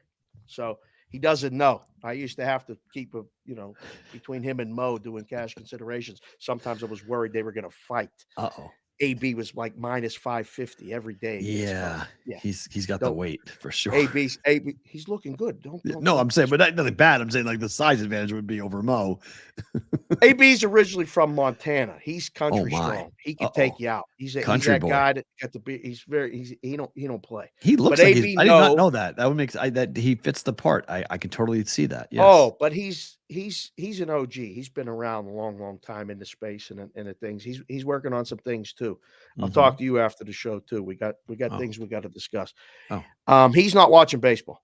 He said specifically. I'll tell you this. The Diamondbacks are live tonight. They ain't winning tomorrow. I bet him already. You bet the Diamondbacks today? So you're besmirching Gallon, but you bet the Diamondbacks. Price. The price is too good. Pass up? It's too good. In a game 1 setting with Gallon on the hill and the they don't know any better. Like they just don't know any better. Just going in there. It's Bryce Harper's birthday, right? It is. I know. I just had to take it. It's, Alan just came in the chat and said minus 550. I see why you got out the game, making him only a minus 550 favorite. I left off a 0 because Mo might be watching the show too, and I didn't want to start any shit. AB. I love that guy. Him and I have been through so much together. You have no idea. It's Bryce Harper's birthday. Can't lose on his birthday. Yes, they can. It means nothing to me. It means nothing. Bryce Harper's birthday means absolutely nothing to me. Somehow Taylor Swift came into the discussions and chats for different things about handicapping games. Story. And Bryce Harper's birthday doesn't mean anything to you. How does Taylor Swift? I never handicap with Taylor Swift. What are you talking about? I've never factored Taylor Swift in any handicap I've ever made in my life. Speaking of which, not on this. Family went to see that movie last night. They did. For best thing about today. Yeah. Oh, Arizona wins hockey. Arizona wins baseball. Oh no! Don't do the city parlay. You're doing the city I'm not parlay. I'm not parlaying. I don't parlay shit. I'm not parlaying anything. I'm just telling you. Coyotes are plus 190. D-backs are plus 160. Daryl Benton just came in the chat and said Bryce has 6 hits in 4 games with a career 333 batting average against Gallen. Bet him to get a hit tonight. There you go. That's fair. Yeah. Harper prop might be worth a look. Thank you, Daryl. I like the Coyotes more than I like the Diamondbacks, but D-backs are live. Coyotes are super live tonight. That's a gigantic price, isn't it? Against the Rangers. They're already 1-0. They already beat the Devils. Great value in the Coyotes tonight. We can go that here. Plus 190, plus 200. Yeah. Look at you. Pause that for a second. 5 games in the NHL tonight. DraftKings has just said, forget it. We're going to 7 on 3 of the 5 games. DraftKings has raised up the white flag. 9 teams so far in the NHL. You talk about the lack of offense in the NFL. The hockey, no problem with offense. 2-0 or better. Some of them are 3-0. Right. For 9 teams here in the NHL to start the season. What's goaltending? Like what's goaltending? Well, I mean, let's call it out for what it is. Thanks, AP. He's out of the chat. He's back to the grind. 7 under 40. Is that really a number? It's ridiculous. What are we doing? It's minus 145, minus 142, minus 135. Yeah, I mean, it's 6.5's over minus 135 or 42. Yes, correct. FanDuel, exactly what DraftKings gone to 7 at 142. FanDuel is at 6.5 over 142. So which price do you want? Like, which one do you want to take? But you hope the 7 push? In old days, if it was a fair number, you could arb it, right? Like you could take the juice, but they've widened the gap. So under minus 140 plus is only like plus 110. So you can't do it on either side.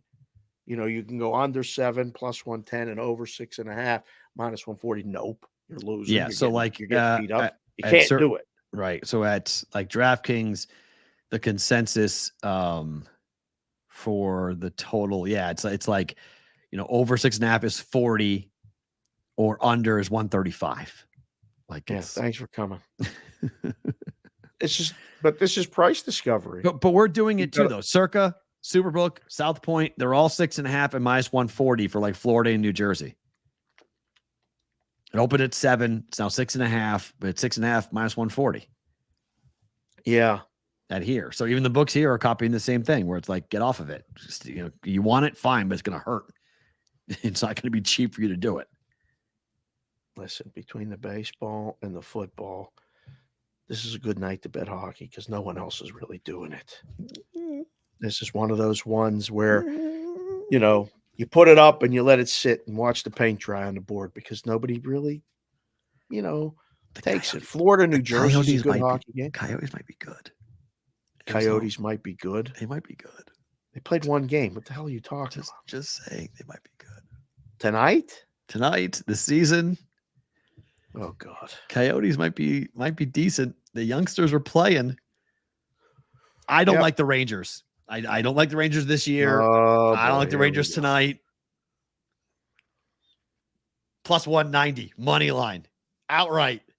Why don't you take a goal and a half? I could at minus 110. It's more fun to take the plus.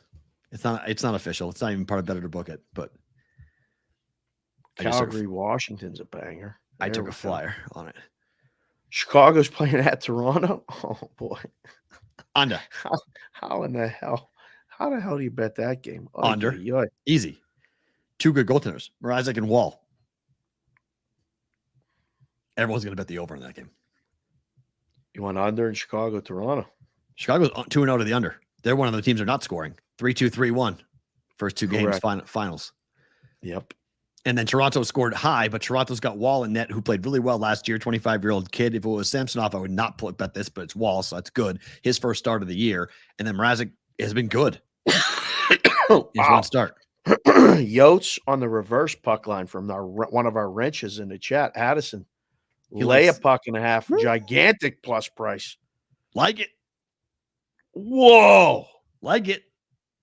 You're really going. I want the win. Just give me the win. A little bit. Minus 110 on the puck line and getting a goal and a half is not horrible. I just want the plus 190. I want the plus. I think they win the game. All you need to do is score the first goal or have a lead at any point. You can in-game that. You can create either a middle or a plus situation. Plus. That's pretty nice. That's what I want. I want the plus. So we'll see on that. Grand Salami tonight is 33 and a Are half. we doing the hat drawing today in bonus time? Are we doing that?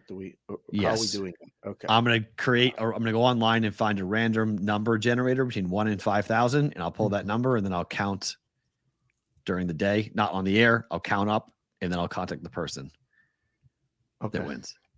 All right. Unless you have a better idea as how you want to give it away. No, I have no idea. Okay. So we got asked in the chat. Thank you. I forgot about that. So yes, we will do the giveaway. Forgot today. about it on Friday. We had such a Perrault came on at the beginning of the show last week and threw everything off. The whole thing was on. You want to talk about always forward, never straight. We were on a different planet after 20 minutes in his story. A lot of onions. About onions. A lot of onions. A lot of onions. Yeah. Very itchy. I'm scratching myself right now. Grand Salami, 33 and a half, 5 games. Juice to the under. 13, 19 and a half, 25 and a half, and 6 and a half is 32. 33 and a half juice to the under. Good number. That's a good number. I don't know. I bet the under. See. Florida, New Jersey. I say over. I mean, there's 2 games that could really over. I think Calgary, Washington could be like a 3-1 game, and I think Chicago and Toronto could also be like a 3-1 game. And I don't think the other 3 games get so far out of whack that we go over 33 and a half. I think this is an under. Yeah, I mean, I'm totally guessing right now. I'd have to look at some numbers, but it's early. I mean, I wouldn't shut you off. I'd let you bet it. If we're betting it or booking it, I would say book it and take you over, just based on what a couple of the games look like. But I don't know. October hockey is more about educating yourself and learning and evaluating and seeing. It's a lot of guesswork on the books part and the bettors part. And the bettors part too, for sure. Ask the people in the chat. We got a lot of hockey people. You guys betting over or under 33 and a half? I think we'll get more overs, to be honest. Just general, right? Because hockey's been an over start. I mean, it's been a lot of offense in hockey the last couple of days. So right. 7s to a DraftKings. Get lost, all of you. Leg Show Magazine. You're right. I think the Red Wings game is under. Yep. I agree. That's one that's the one I counted as an under. So okay. I don't know. We'll see. I think Toronto, Chicago could be an under. Calgary, Washington could be an under. Detroit, Columbus. Calgary, Washington feels like an under, doesn't it? Under it's 6. Now it's open 6.5, bet to 6. So, and then Toronto was 7. Some books are at 7 still. DraftKings 6.5 is the prevailing thought at 135 to the over for that. But I still think that's a 4-2 final. In that one. One quick little headline story because it's interesting because not normally do I know the people involved in this stuff, but I know the people involved in this. Right. Sports Radar getting sued with a patent infringement suit by Panda Interactive. Claims litigation has lost profits and market share. Our boy Matty Rabotowski is the one writing this for sportshandle.com. Yes. This is interesting because well, if you guys are OG, and I mean OG, going back to the props days for BVB, we were going to use Panda. Our show was designed to be on Panda, which is basically we were going to have live odds on the screen that you guys could click to go ahead but YouTube won't allow it to happen. So the only way to do it would be to have our show be hosted on a website. We were very much against that. So we were like, wait. What are we doing now? So people have to go find the website. We can't just get organic traffic to come and find it. There's no algorithms to go put our show in different places. And there's no chat. There was a chat. No, there was. But it was different. Not the same. Not like this. It was very It was very, very everything was different because you'd have to go. It was like having a YouTube interactive platform, but it lived on your one site. So I still love what Panda does. I think it's very interesting. Actually, I saw the guys at G2E. I waved at them when we were there. But this lawsuit on Sports Radar is going to be this is what the NFL and all the leagues are going to. They want you to be able to bet while you watch it on your phone to be able to bet. Does this slow that down?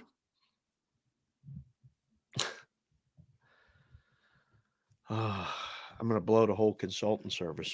Well, then don't do that. But I mean, no, I just, you like watching the games on your phone. I do. I think you're the exception to the rule. I think the disagree. majority of people would rather watch a game on a television. How But old are even they? then, How old are they? that's fine. I just think people in general. The problem with all of this is that by putting it in front of people's faces, are you going to make people bet? People, one, No. have to have money to Yeah. bet. That's always The because they're question. not going to have credit. So they Right. have to have money. Yep. And two, they have to have an interest in doing that right at that moment. So blasting it right in front of their face or on their phone isn't going to make them bet more or at all. That's the dirty reality of all of this.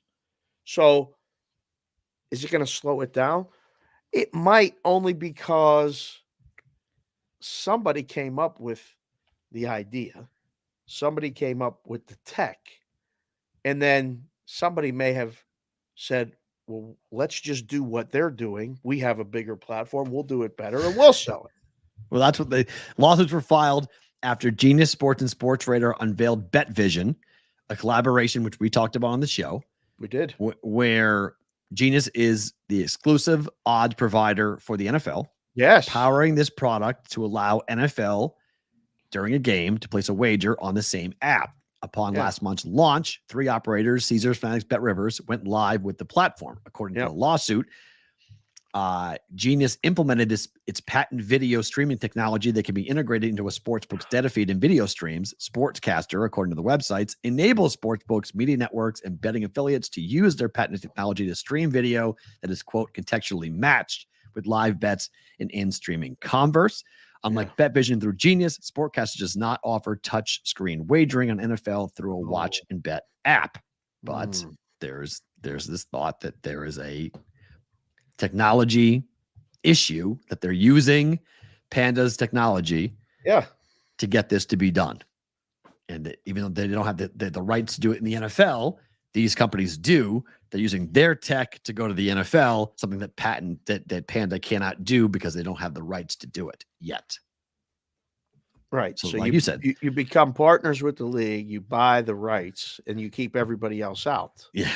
And take some else's technology. And then you're like, oh, yeah, well, the league says, well, we want what they're doing. Well, yeah, but we're the official partner, so we'll just go take what they're doing and we'll make it ours, and now you have to pay us for that. It's a hell of a deal when you get the deals with the leagues because the leagues don't know. And again, you can reach me at SportsBKC. You can reach Matt at Sports Talk Matt. You can reach the show at Boston versus the Book. You can send us an email, askbvb@gmail.com.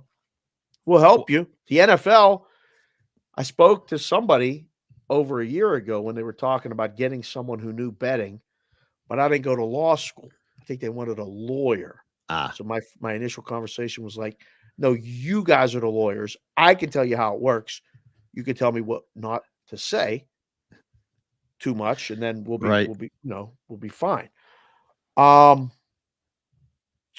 be interested to see if this goes further, or they just break off Panda some money and say, go away.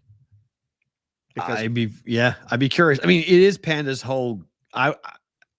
I don't know what their internal conversations are, obviously, but I would be knowing them the way I probably had 15 calls with people who are from Panda all the way up from the highest level at Panda all the way down. Now there's a parent company to Panda who I don't know, but everybody who works under the Panda umbrella, I met them all. Had lunch with them at the Bellagio, had dinner with them at the Wynn. Like I've sat with them, long conversations over the course of about 4 months, talking about the podcasts we were running and how we were going to do it. And ultimately there was a build up to get to this show.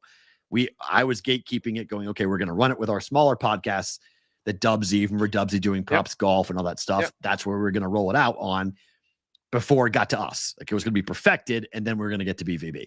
Right. That they love what they're doing, and they'd signed a big deal with USA Today. If you watch any of the USA Today stuff, that's the Panda platform that they use for all of their live streams. Okay. Yeah. So they were constantly showing us the USA Today stuff, the MMA junkie guys who do do pre and post MMA shows with different stuff. That's what they use.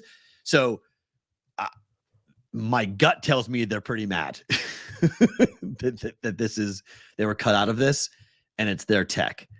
So They may not be. They filed it in Texas.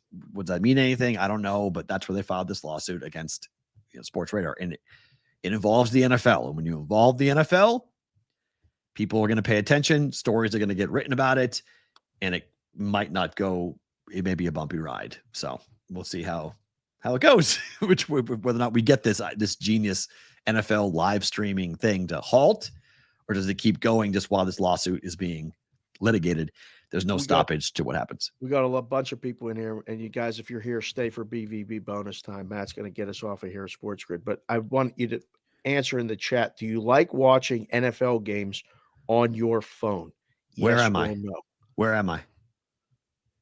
Wherever you're at, home, a bar. Well, it's totally different. If I'm out, yes, 100%. If I'm out, 100% on my phone. If I'm at home, no. But if I'm out, 100% I watch everything on my phone. If I'm in my house. And I also use it as my second and third screen as well. That's fine. So I do that. I do that as well. I watch it on my phone. People watching us they're probably watching us on their phone. There's people out and about watching us right now on their phone. And YouTube on their TVs? Watching football, NFL games on your phone? Yes or no? We'll see. We'll give the answer in bonus time for you guys who are on Sports Grid and Sirius XM. Thank you for being here. Back tomorrow for you guys who are live on YouTube and on Twitter. Time bonus time.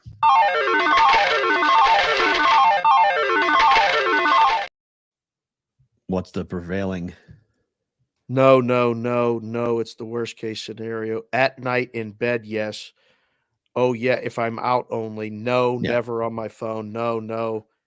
How about tablets? I'm out, I'll just check scores. No, but it's better than nothing. Yes. Agreed. JC from KC is the only one that said, I don't mind it. Stevie Mac, no. What's the battery life like? No. Well, look, iPads. I mean, an 11-inch iPad it's different. Brilliant. It's same as a phone, though. It's the same thing. Same tech. It's better. It's on an app. Screen. Yeah, but it's still on an app, though. It's the same tech. It's the same way, whether it be phone or iPad. It's the same thing. I watch when I have NFL going. I have 4 games. Like say, if there's 8 games being played at the same time, right? I'll have 4 games on my TV. I'll have 1 game on Madeline's iPad, and I'll have 1 game on my phone. And I watch all 6 simultaneously.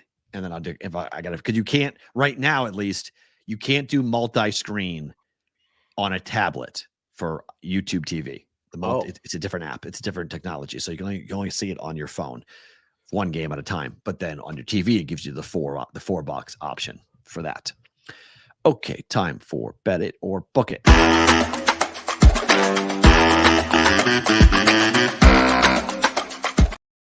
For you here today, we're going Chargers, Cowboys under 51, primetime unders, riding with the trend. Book it. I think the game goes over. Who scores more? I don't know. I think both teams get in the 30s. Oh boy, or like 30-27, somewhere like that. I mean, it's not going to. Has any game on Monday night got to the 30? I hope so. I don't think so. No, these games have been duds, terrible.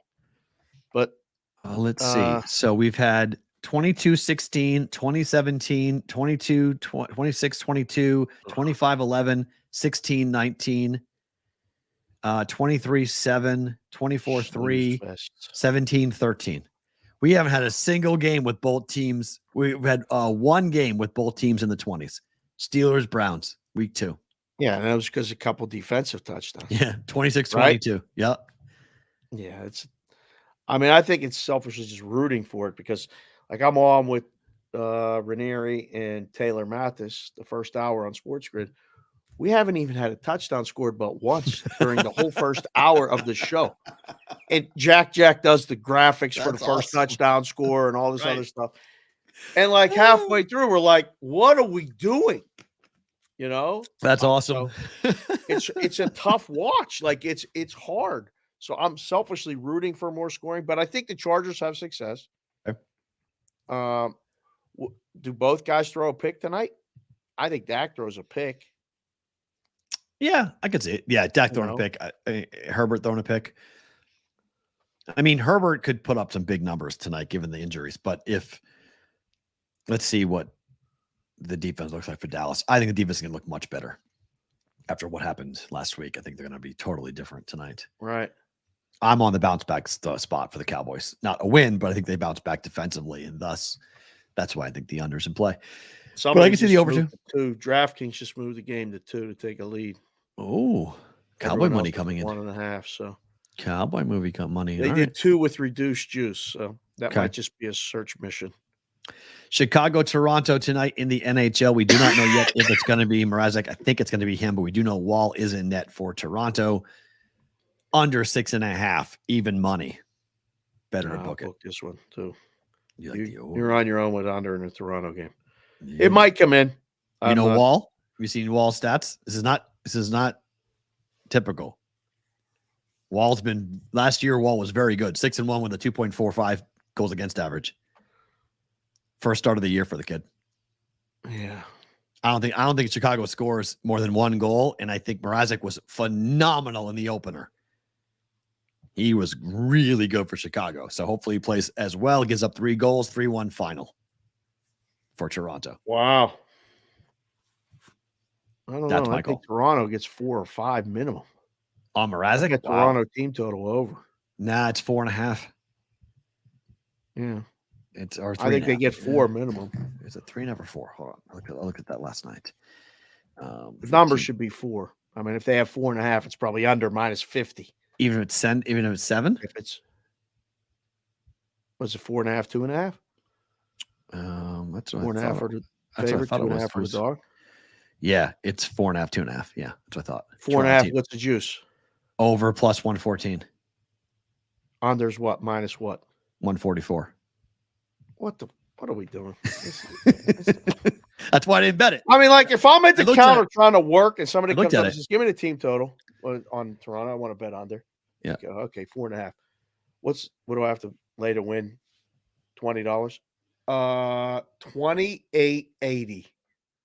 What? I got to give you $28.80 to win 20 on under 4.5? Yeah. Well, I'll pass. That's expensive. And they leave. That's not encouraging action. Just make the number 4. Put it at -110. And if it pushes, we give it back. Right. I mean, if that's I don't understand why you have to price gouge people. Because they don't want to push. I'm never getting a job again in the industry. Under 2.5 goals for Chicago is -132. It's just top. -130 is the top you can go.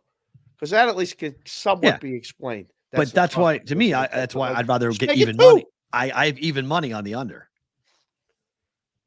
So I'd rather bet the game under. Just take even money. Fair. 5-1 final, you still win. It's plus 112 right now. I got even money last night. It's up to plus 112. Yeah. So I'd rather bet. Oh, man. Plus 112, which is easier. And then finally, first 5 Rangers, Astros, money line, Texas. I like baiting for Amber. You taking a half a run, or you just have money line? Money line if it pushes on a tie. Push. Okay. I mean, that's the plus money. I'll take. I'd say bet it. I think it's going to be tied. Plus 105. That's what I got last night. It's 1-1 or 2-2. That's fine. I'm good. Somebody hits a bomb. I think it's. I think. Let's see. What's it? I got a 2-1. I say 2-1 Rangers.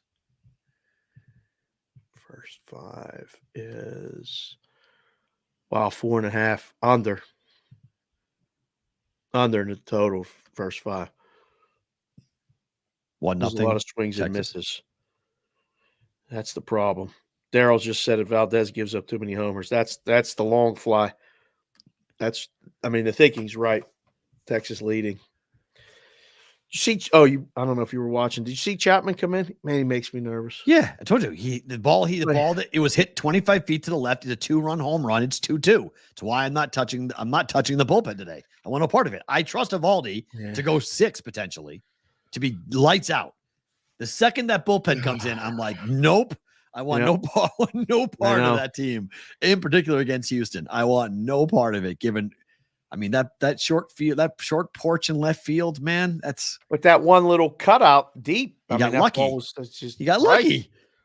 Perfect. I thought it was gone off the bat. Of course. I thought it was tied. I was jumped like, up. I was like, whoa, tie ball whoa. game. Like, wait, no. He had to jump to catch it. It wasn't just Yeah. like an easy fly ball catch. He had to leap to get it, and he got it. So I mean, they made some great plays defensively yesterday. Even Altuve made a great play. But playoff baseball at this level, it's just so good. yeah, I think you're right. Better. Two super chats. Both From our guy crunchy, less angry, disgusted beaver. For the truly, he wrote the first part. The truly sad part of Mac Jones possibly not starting for the Patriots anymore is that we will no longer have the opportunity to bet against him. I think 0-13 ATS as a dog is less 13 starts as one. I believe that. Tonight, almost all situations favor the Cowgirls. I agree with you, Dave. Ovida. In game, probably the best bet though. In Dallas, lays 2 turds on the first 2 drives. Bet the world on the Chargers. You agree with that? If Dallas doesn't move the ball well in the first 2 drives? Right. Yeah, it'll go down. It'll go down a lot too. The thing with so we were talking about this briefly yesterday. I was on with Blewett and Ranieri.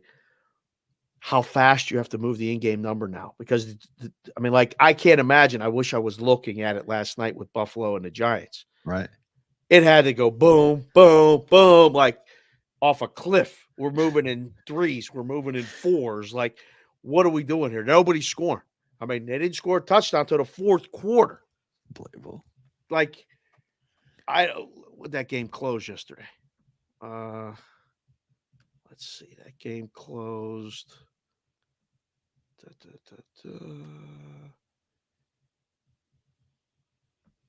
Wow. 43.5. Opener was 48. The in game at one point had to be 17.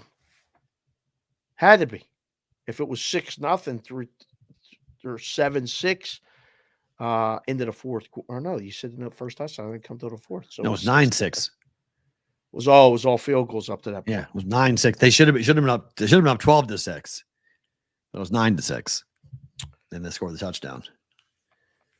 Made it. Just and then they got that extra point blocked, right? Right. It was 12. I don't know. It was a mess. Whole thing was a mess. Favorite thing about today is what? Before I do favorite thing about today, Sweet Lou from the 412. Our guy went 2-2 in a contest. She didn't choke. That's what if we get the Chargers tonight, you go 3-2. We roll the dice and see what happens. Maybe we'll get a nice surprise tomorrow. The consensus went 2-3. I called that. So, well, you're right. We said it was going 2-3 or 3-2. Went 2-3. Yeah. So we got to win that Charger game tonight. Sweet Lou, keep your head up. We'll keep the process the same. Vegas Z's rolling. He's doing good. You guys can follow him every week on the Circus Sports standings page. Look for Vegas Z. He's doing okay. Favorite thing about today, 2 things. One, health is wealth. Health is everything. I feel like shit, and I'm just so happy to be here. And right before we started, which was the delay, and I apologize, we were supposed to start around 11-ish, and we started around 11:10-ish. That was because Matt and I were talking, and then someone else called me. Friend that I grew up with, living on the street 3 doors down, saw me on the Jerome Bettis show over the weekend, and he reached out and said, I saw that Jerome Bettis show thing. That was great. Awesome. Congratulations. And it led to about a 10-minute text conversation. He's got daughters, another girl dad. It was amazing. And that was the guy that has the coffee shop downtown Pittsburgh. That's Bill L. So I wanted to just shout him out. And then my other favorite thing about today was that somehow you, me, and my wife talk a lot on the same thread in a text. Yes. And this Taylor Swift thing has taken over this entire house because of you. And not the first you time. sold them on going to that movie.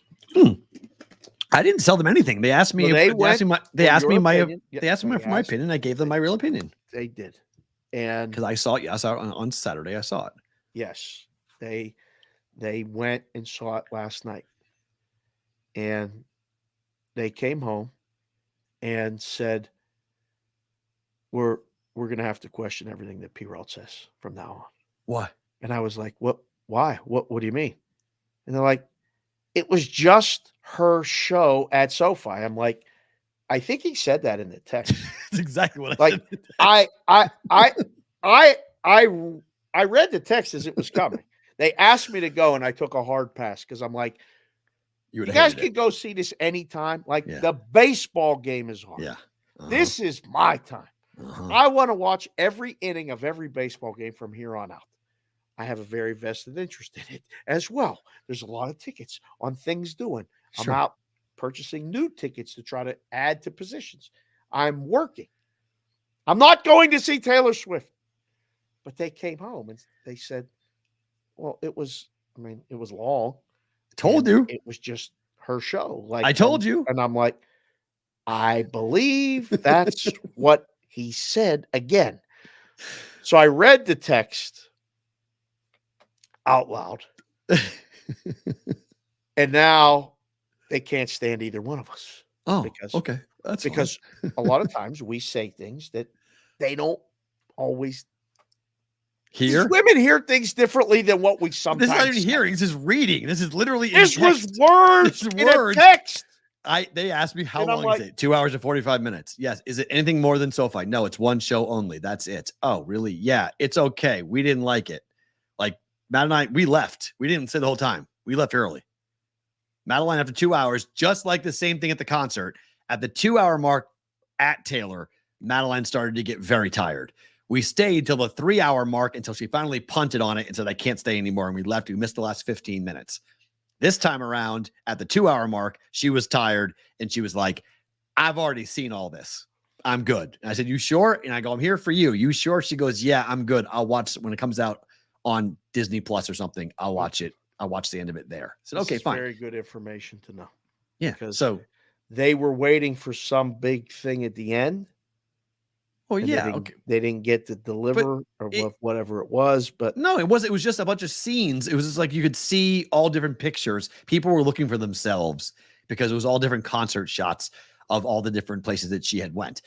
I didn't like it because the beautiful thing about the last movie she did was called Miss Americana. Is you got to look into her life. You got to look into what she was doing and what it was like to be Taylor. So I thought it was going to be, let's show the behind the scenes of the tour. Let's see what it means to be which is what this house was waiting for when they went to the show. And me too. I was waiting for the same thing. And I saw it and I was like, oh God, I've already seen, like, we've seen all of this. Like, and the thing that again makes me go back to the conspiracy theory about Taylor Swift and Travis Kelce and everything else that I believe is fake with it is that she had to guarantee AMC 13 weeks. A 13-week run where she would not release it on anything social media for platforms. Okay. It's a long time. Even Barbie is not waiting 13 weeks. No. Between when it came out and when it goes to digital on-demand type of platforms to watch it. Yeah. So the whole thing, like everyone's like, well, Taylor Swift doesn't need the NFL. Baloney. She of course needs the NFL. So that's my favorite thing about today because I think it's amazing. Talk about the women in our lives. 3 major stories happened over the weekend, all involving women. The first being Taylor, like we talked about, $96 million. She just now has the #1 domestic concert video release of all time. Okay. Of all time. All time. At Iowa, they put 55,000 people into Kinnick to watch a women's basketball game. It's the largest audience ever to watch a women's basketball game. Yes. So Nebraska gets the biggest volleyball crowd. Iowa now has the biggest basketball crowd as these two schools continue to just try to one-up each other, which I love. I want that rivalry to be a blood hatred. I love when they don't like each other and they do this. That's great. And the first ever general manager, we got a text from one of our friends who says that, okay, Kim Ang, she walked away from the Marlins. Yep. And she might be walking into a job with the Red Sox. Now, unconfirmed, we'll see. She might be headed that way. Boston needs a GM. She might become the first ever female professional sports GM. And if not, she's going to get hired somewhere. She's done a phenomenal job building up that young roster in Miami with draft choices and whatnot. Yep. And she very well might wind up into a different job. And if it's in Boston, that's phenomenal. So power, women power, the influence of female athletics on sports, on society, on pop culture. Mm. It's all pretty cool. Thumbs up from me on it. There you go. Folks, we're back tomorrow. Dave will get some cold medicine to bang through all of this. We're back. Already taking it. Good. Take even more. We'll go continue on tomorrow, baseball. 11-ish, watching baseball. Let's see what happens. Go Arizona ×2. Coyotes and the D-backs tonight. Relax. Here. Hold on. Double Arizona. He's Dave. I'm Matt. Back tomorrow for BBB.